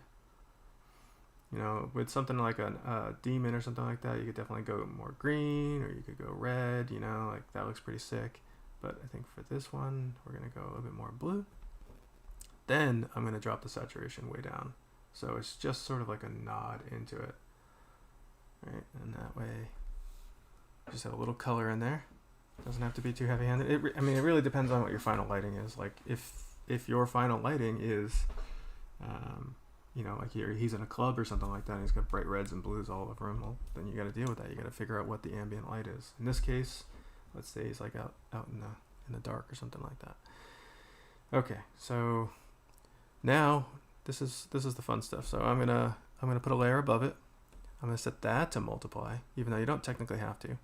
And I'm going to set that, I'm going to link that layer on top of it. Now in Photoshop, there's like a little like down arrow thing you do in between the layers where you click it.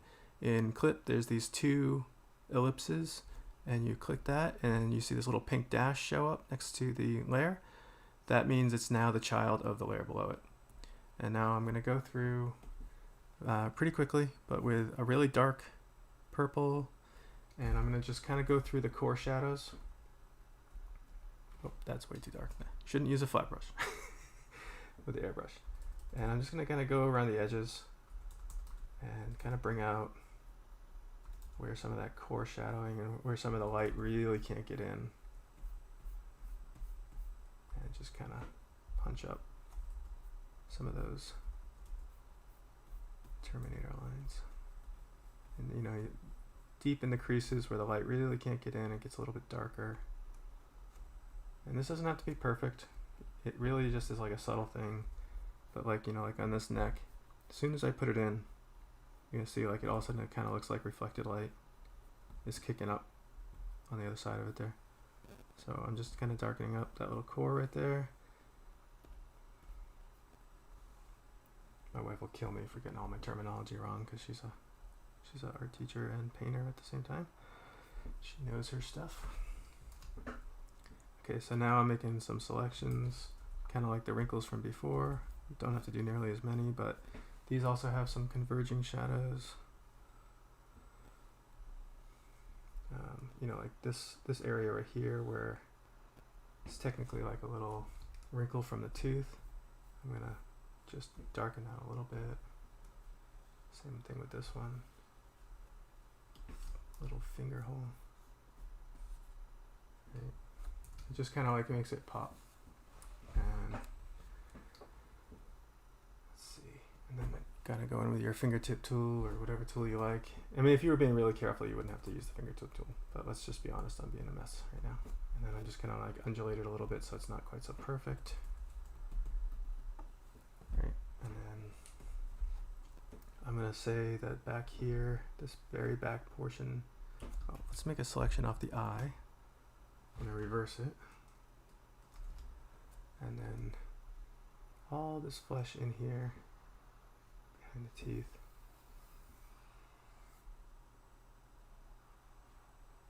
Just a little bit darker. It'll help kind of sink that eye back in. I don't really want to put it on the eyeball itself because I'm going to imagine it's a little bit glossy and I'll probably end up making it glowing because it's just like my go-to for scary things. Right, but now just by letting that really fall into darkness.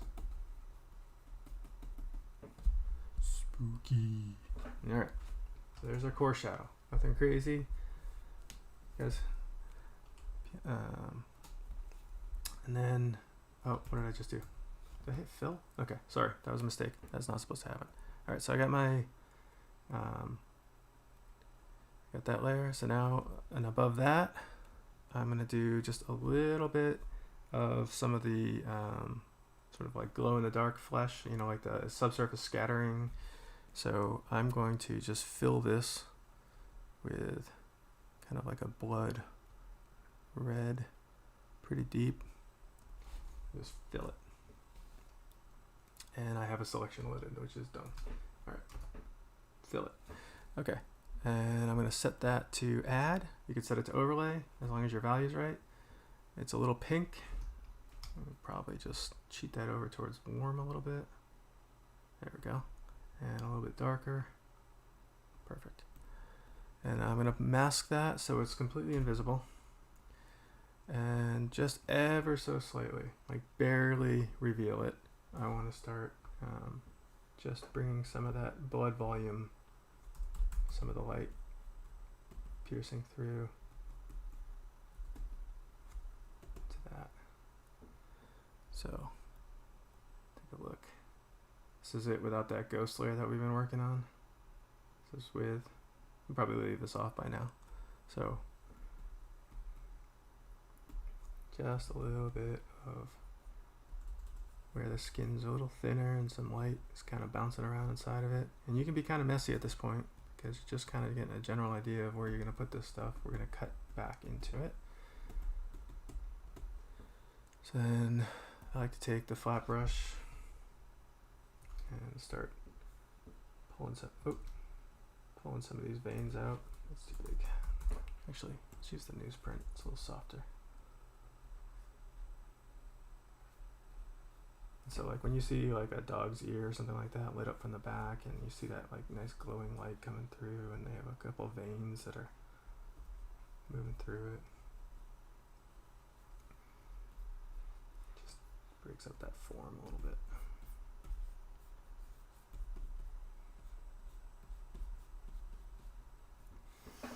Okay, so there's that. All right, now we're gonna start with the lighting.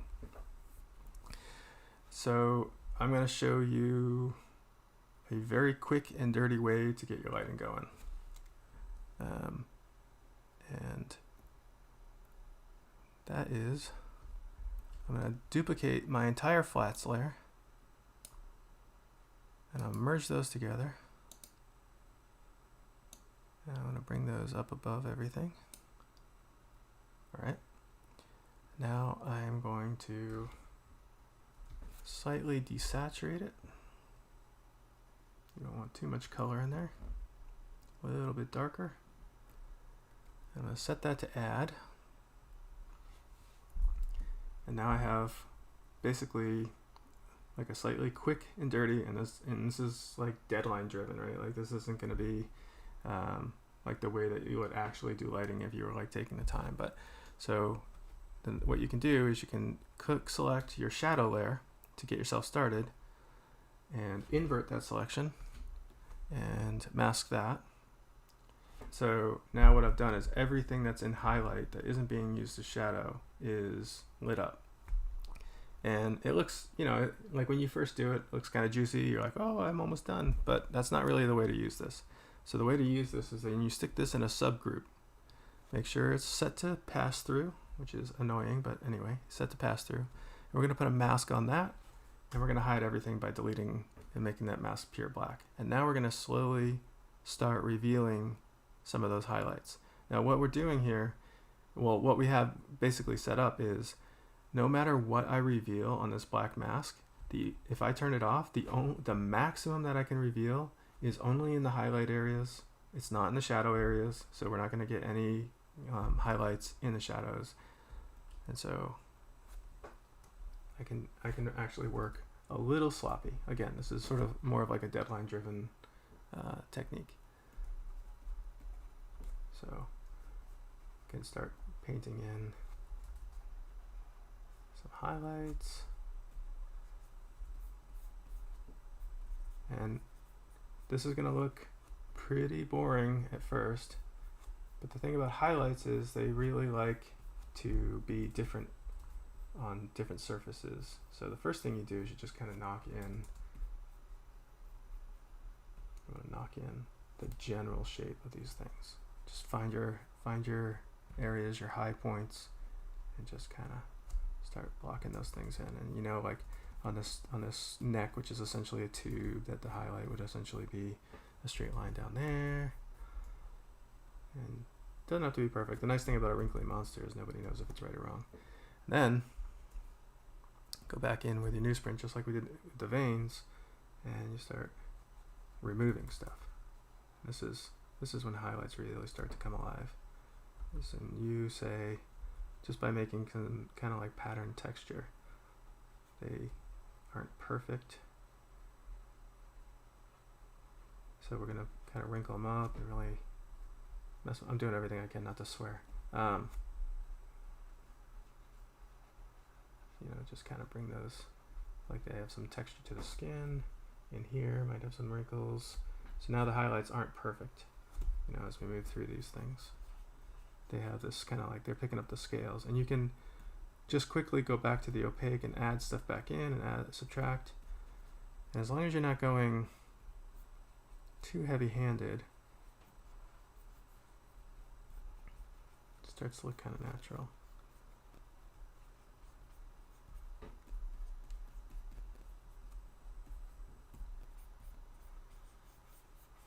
So I'm just making squiggly lines. Somewhat cathartic. And then you can go back in with a more aggressive brush, same layer, and just start really isolating in some of those highlights. And you're working on top of the squiggles that you just made, and you're just kind of refining them and making them feel a bit more.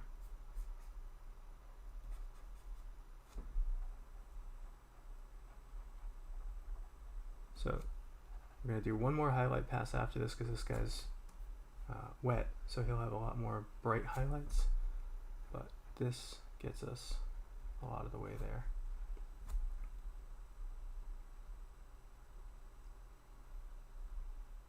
And again, this is like one of those opportunities where like you go look at like dental pictures or whatever is going to haunt you for the next few days in your dreams, but like go find cool pictures of surfacing and save them on Pinterest and just kind of look at them and see how they're working.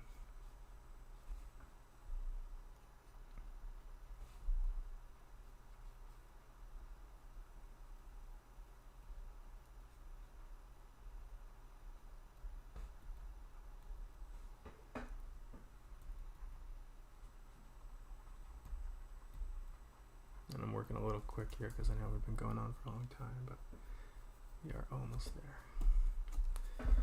Alright, so I'm going to just take the blur tool, just kind of soften some of that up a little bit. And then we'll go through and do one little normal highlight layer, just because of the way that was done is not, it doesn't always give you the punch that you're looking for. So now we can go through, I'm going to use add again.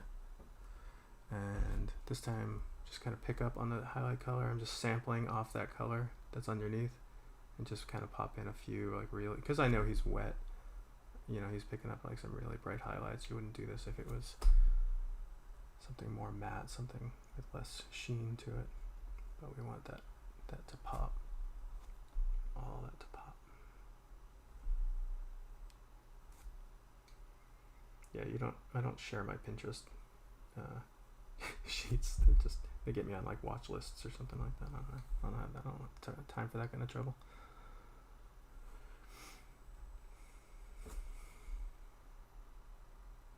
But they are helpful. Yeah, there's something about being a monster designer that like your reference sheets are just terribly disgusting usually. Alright. A little bit of blur. And then just for posterity's sake, I actually saw James Gurney doing some of this. It made me feel better because I thought I was a hack about it. But take the airbrush and just kind of on some of the hot spots, just kind of pump in just like a little bit of glow around some of the bigger highlights, just to kind of make them look like they're like reflecting a little bit of light. Okay, so that'll be the highlights for our flesh. Now let's do a separate layer for the eye. Okay, so I'm just gonna select the eye with that selection. I'm gonna Control Alt select the teeth, which removes them from the selection, and I'm gonna make a mask on that. I'm gonna set that to add. If you want to use overlay, use overlay. All right, so here's my trick for doing a highlight. So usually, like, the eye is reflecting off of the horizon. This is convex. I'm sorry, it's concave, so it's gonna have like an exaggerated version of a horizon. So I'll just pretend like I'm doing like a sky in kind of an exaggerated way, and then he's looking out over a mountain range, so I'll just remove the mountain range, and it doesn't have to be perfect because we're going to blur the crap out of it. Just kind of bear with me here. Oh, took too much off. Okay, so now I just blur that out and drop that opacity down a little bit till it looks right. And there, just catching a little bit of light. And I'm just going to be cheap, and I'm going to do another layer, so that way I don't have to really worry about that opacity. Set that to add. And this is one of those things where, again, don't tell the reality police, but I'm just going to throw a highlight, even though like he probably wouldn't receive a highlight to where I'm going to put one. But let's say he gets a highlight here.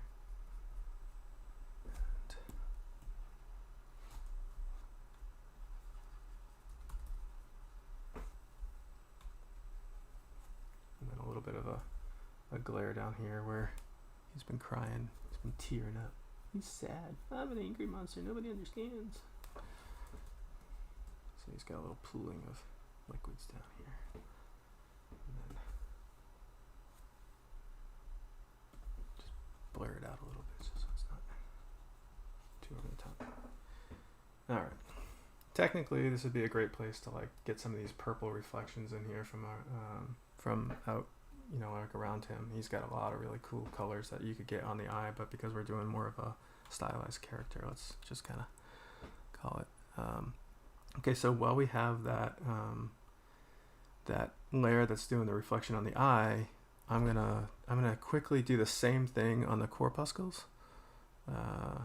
Same layer, but I'm gonna load up the corpuscles, and you'll see I'm just gonna kind of do exactly the same thing, but I'm gonna keep them kind of blue because I want them to feel like they're. Oh, I made a selection. That's not gonna work. All right, screw it. Just make a new selection. Same thing. You could do it on the same layer. Set that to add.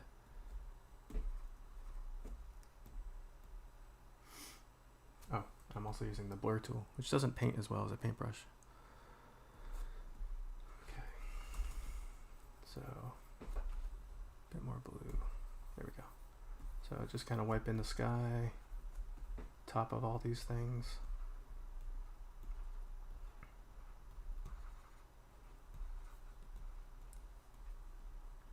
And because it's not the eye, and nobody's looking at them as close, I'm just going to grab the flattening brush and I'm going to put it to the invisible and just kind of cut back out of it some of these little sort of mountain shapes. Technically, they would all be sort of the same mountain range because it's all reflecting off the same range, but again, the reality piece, the police probably aren't here, so I'm just going to make happy little mountain ranges in all these.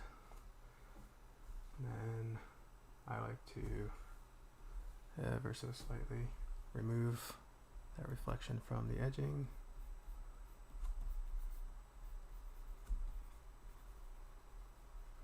So it's like as it converges, it's starting to have trouble doing the reflection. Blur those out just ever so slightly.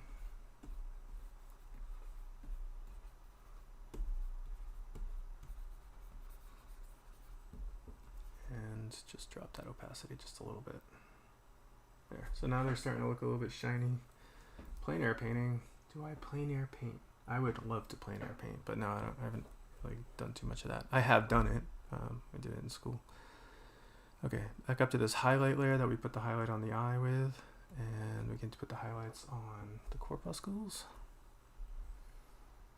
It's probably the most I've said corpuscle out loud in a long time, if ever. So, there. So I'm gonna go a bit overboard at first, just kind of get them in, and then I'll kind of work them.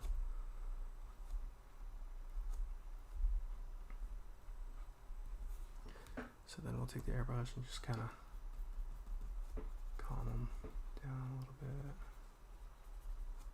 Oh, I missed one. I missed a couple. Oh. Back.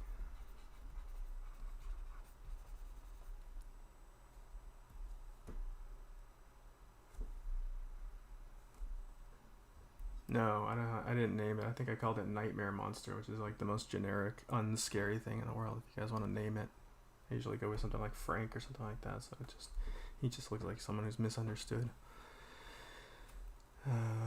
Okay, so the last two things we're gonna do, or last three things we're gonna do a little bit of reflected light, to kind of rounds out the form. We're gonna do some glows on the corpuscles and on the eye to kind of bring them to life, and we're gonna color the line work just to kind of calm it down a little bit. Oh, and then 4, we'll throw a little quick background in it. So let's do all that. So now I'm gonna go up into this post layer group up here. That's above the line work, and it doesn't have any masking on it whatsoever. I'm gonna grab this blue color, go pretty deep with it. I'm gonna set that to add. I'm gonna use my airbrush, and I'm just gonna start adding some glow in. Oh, post doesn't have set. Remember, kids, set your layer layers to through. There we go. Through, add. Okay. So just start getting these things glowing a little bit.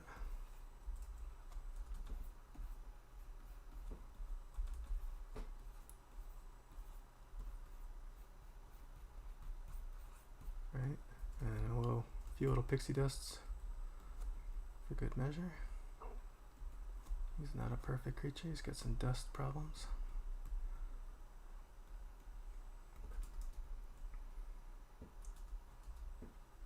And then I'm going to load the selection of the bulbs, and I'm going to add just a little bit of central lighting to each one of them. Real hot. Maybe a slight color shift towards green, maybe? Yeah. So as if they're kind of like illuminated a little bit down in his core here. Keep it quick and dirty for tonight. There's that. Alright, and then we'll do the eye. So we'll do the same thing with the eye. We don't want to get the teeth. This is going to be a tricky selection, so I'm going to load the eye, remove the teeth. No, what do I do? Yeah. Okay, let's do that. So then I got the eye, remove the teeth, but then I want the glow to go out here a little bit.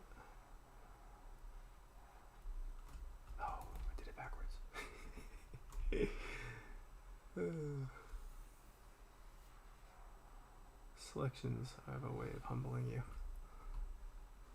Okay, so now, same layer, deep green, airbrush, happiness. Just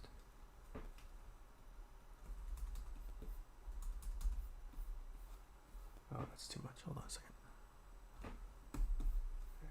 Maybe that's better. I don't know, it's a little bright. I'm gonna calm it down a little.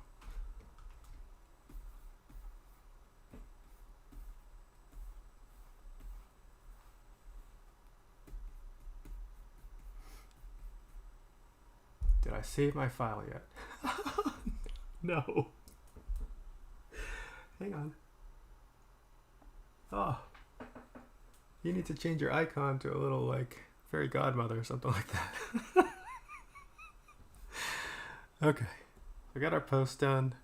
Right above this highlight layer that we did on the eyes, I'm gonna add another layer. I could do it on the same layer, but I'm just gonna do it on a separate layer. Oh no, I can do it on the same layer. I'm gonna set that to add. I'm gonna pick some random ass color. Oh, I swore. And I've got my selection loaded. I'm starting to make mistakes. It's 1 o'clock in the morning here. All right, so this is my kick light. So I'm going to, what do you think? Maybe like a greenish. Yeah, do kind of green and go pretty dark with that. There we go. All right, so now I'm going to mask that, hide that, and I'm just going to start slowly bringing in some kick light. I like this. It kind of rounds out the form. It's not, I'm not going with reality police. Like if you were doing a secondary light source, you would go through your entire shadow pass again as if a different light was hitting it. But I think just like a little rim light goes a long way to kind of making the forms pop. And I'm going to cheat and make them go all the way around the bottom, and sort of like just to kind of like have a little bit of light coming up from into the shadow masses. And like this area where it's smooth, I might just increase it a little bit. These guys are catching it a little bit.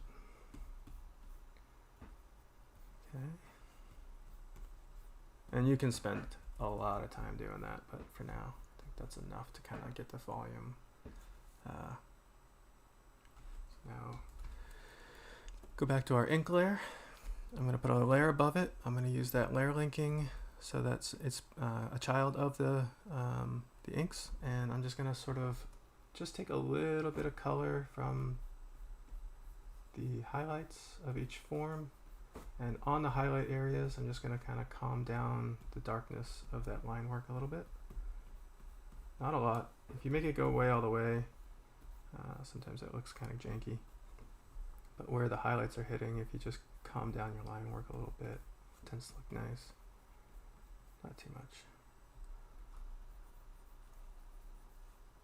And especially on these blue forms, where they're supposed to be glowing, they're gonna. And I'm not pressing very hard, I'm just ever so slightly just sort of ghosting in some color. Just to kind of calm down the intensity of that line work. Oh, that was too much.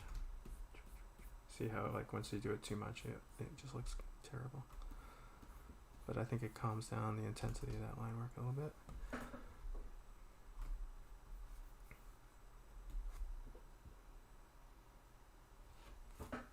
Alright, now we'll throw a little background on there. I'm going to cheat and use this gray layer that we already created. Alright. Cut them there. Cut them there. Look, I'm a graphic designer. Alright, and then I'm going to lock the transparency on that. And we'll go start with something garish and we'll find the right color for it. So, dark blue. It's kind of keeping in with my theme for all my booths and stuff. So I'm going to put in a little bit of fog down here. And this would be a great time to like have some sweet smoke brushes or something like that, but I'm not gonna go nutty with it. And just gonna pull out the form a little bit by going around its silhouette.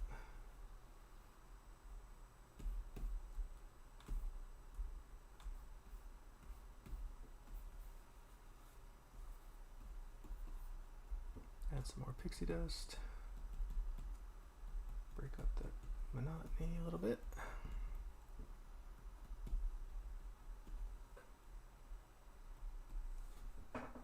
And I'm done. What do you guys think? Oh, save.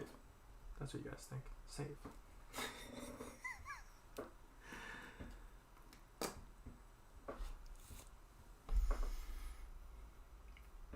Became a big file. Alright, so that's how I would normally paint a quick and dirty concept. Kind of gets the idea across. There's a lot of tricks there. But that is, it's a good way to add volume quickly. Obviously, like how far you want to take the shading, it's really up to you. But just like using what you have, using, setting your file up properly, making sure that things are, accessible as far as like making selections and your tools are all easy to go. It goes a long way. So let's see, it's 12:56. You guys want to do like 10 minutes of questions or something like that, or you guys just want to bail? I'll be here tomorrow night too, so if there's anything like you guys are tired or whatever.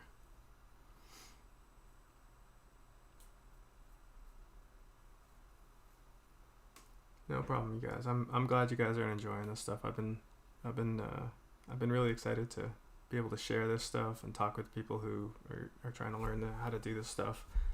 And yeah, it's awesome to be able to kind of like push off whatever I know.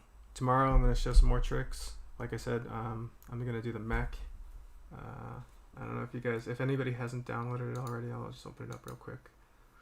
See, that one is the battle mech. So this is for tomorrow night.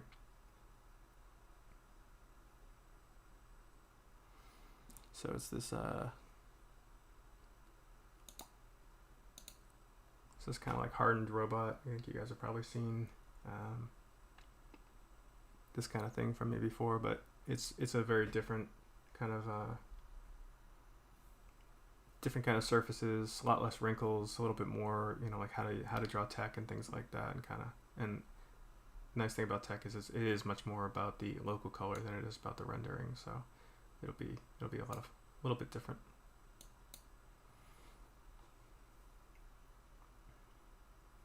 Cool. Yeah. Yeah, I'm streaming. Ever since I went out on my own, I'm working from, I wake up at 9:30, hang out with the family till probably 4 or 5, and then I work until about 3 o'clock in the morning, and I just like that more. That way, like, it's quiet, nobody bothers me, and if I'm working with anybody on the West Coast, it's a little easier to get in touch with them. Yes, all this stuff theoretically has also been recorded, and so it'll all be.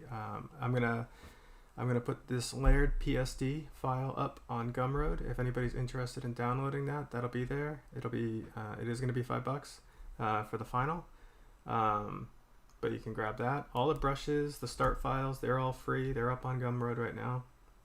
And then the video will just be up on the YouTube channel. You can look at it any day you want, anytime you want.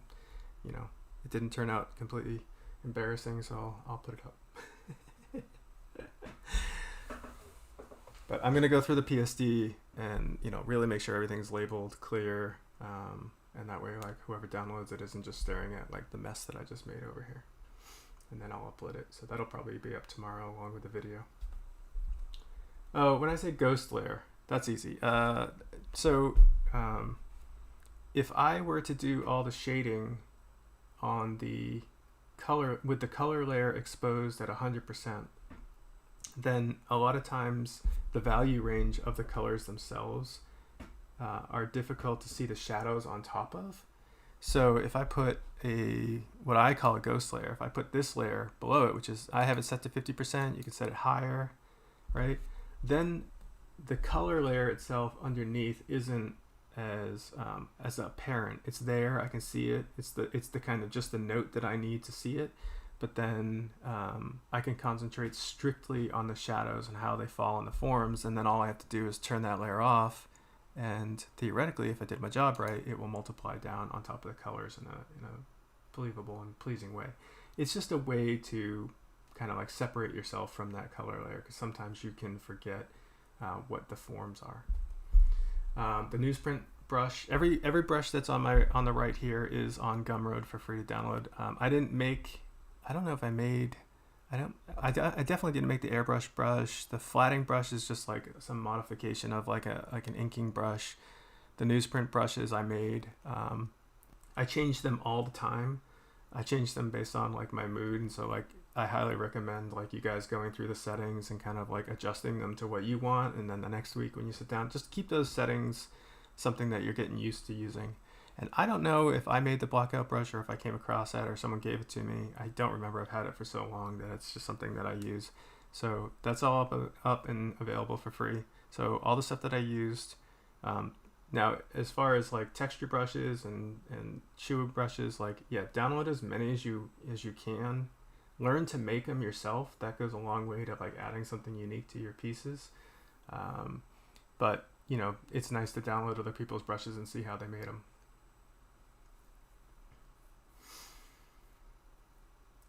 How do you make that fill lasso tool? That is not anything I did. That is just the awesomeness of Clip Studio. This lasso fill is a tool that is available in their tool palette, and Photoshop doesn't have it. One of the probably 200 reasons why Clip is better to draw in and do a lot of the stuff in is this is just a tool that some awesome Japanese artists complained to some programmers that they wanted, and they got it, and it's sick. It's awesome. The way it works is you basically, whatever color you have selected, whether it's I set it to something garish here, whatever you select, and you can do some awesome silhouette studies with this stuff. So like if you're, you want to design a chicken, as you do, you can carve out a chicken,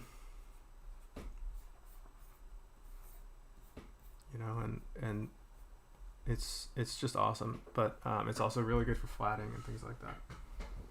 So that is just a tool that is included with Clip Studio. And like I said, I really recommend it. You can do some cool stuff with it. What else you got? We got about 7 more minutes before I'm gonna go find a bed. No, I'm not gonna find a bed, but I'm just gonna pat myself on the back for not screwing this up completely.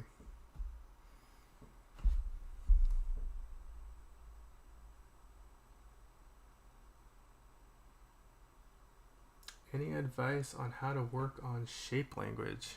Okay. Usually what happens to me, and this isn't tried and true, so don't take it as gospel by any means, but I usually draw the thing that I think looks cool, and then whatever forms are sticking out as the sort of dominant forms, the forms that are the most important, then I then do another pass on it and I exaggerate those. I push those and I really try and find like forms that take those and really make those important. Now, if something is supposed to be important and it is important in the drawing, but it's too subtle, focus in on that.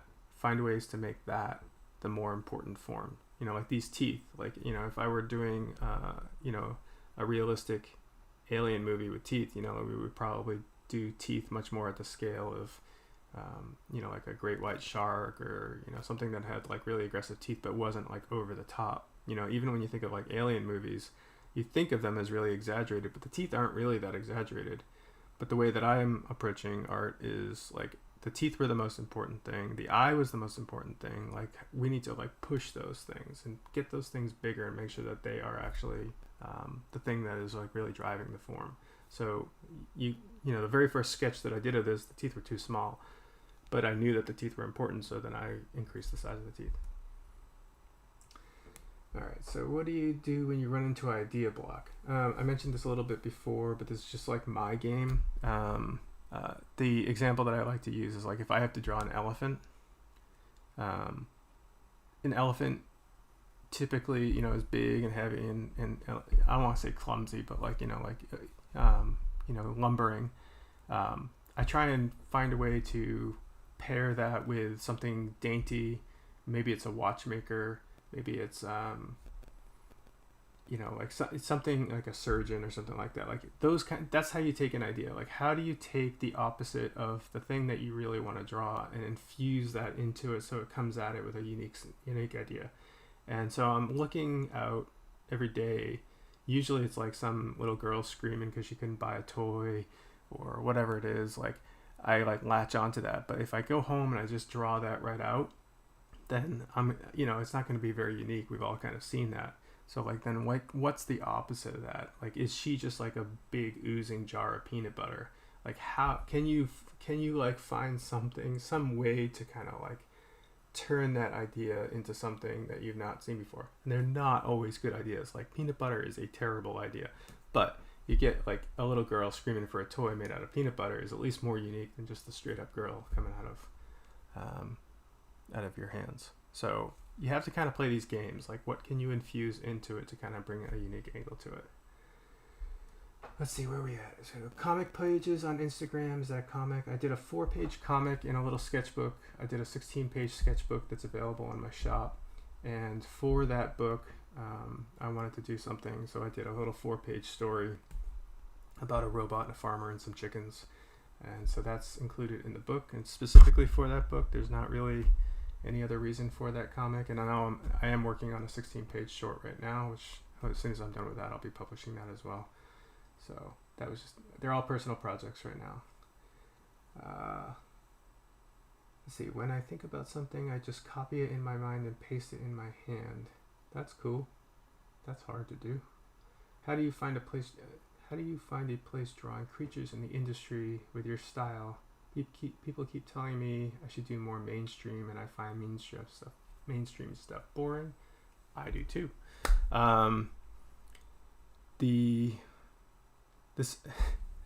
There's not always going to be a project fit for you, but the pendulum swings. You know, like right now, a lot of video games and movies are really pushing the boundaries of reality. People are going to get bored of that. You know, we saw that with Spider-Man. You know, like when Spider-Verse or with Miles and everything came out, it's like nobody had ever seen that before. Everybody wanted it, and they just didn't know they wanted it. So it's kind of a right time, right place thing. If everybody tells you that there isn't a place for you if you're doing the stylized work, yeah, you may not be getting like, you know, doing all the, you know, the sweet jobs where everyone's doing like space stations and you know, whatever else is really common. But when that job lands and you're doing something stylized, it means a lot more because your style is really going to stand out. So you do have to be a bit more patient. It's not as common. My typical work day, especially when you find the time to do personal work. Okay, so I commit the first 2 hours of every day to personal work. It's kind of my warm-up session. So, but I don't ever commit to finishing anything. I always commit or bringing anything to final. It tends to be like idea stage, like warm-ups, just kind of like getting things down. Then I work for 8 to 10 hours on whatever I've got on the plate. And then anything after that, if I have got some juice in the tank, I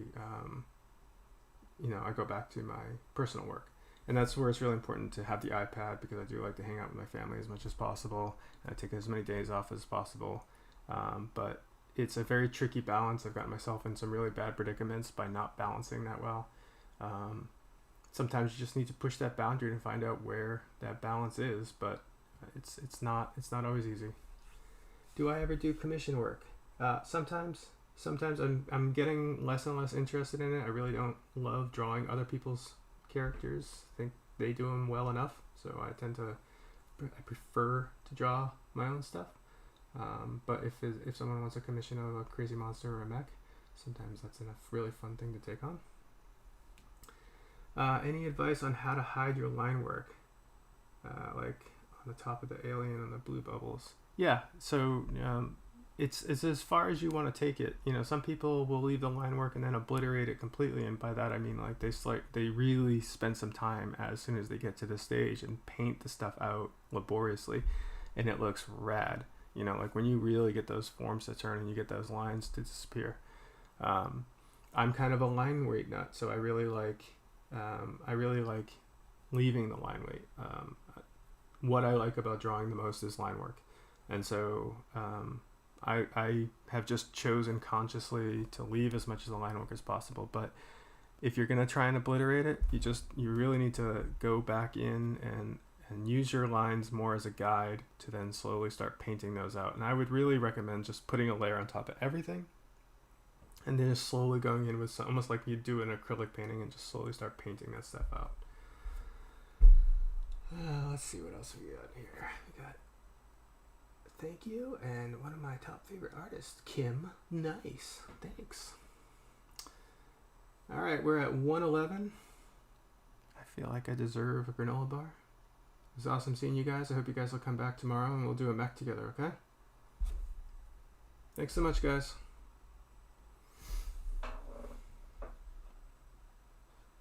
Oh, 8 to 10 hours. How do I focus that long?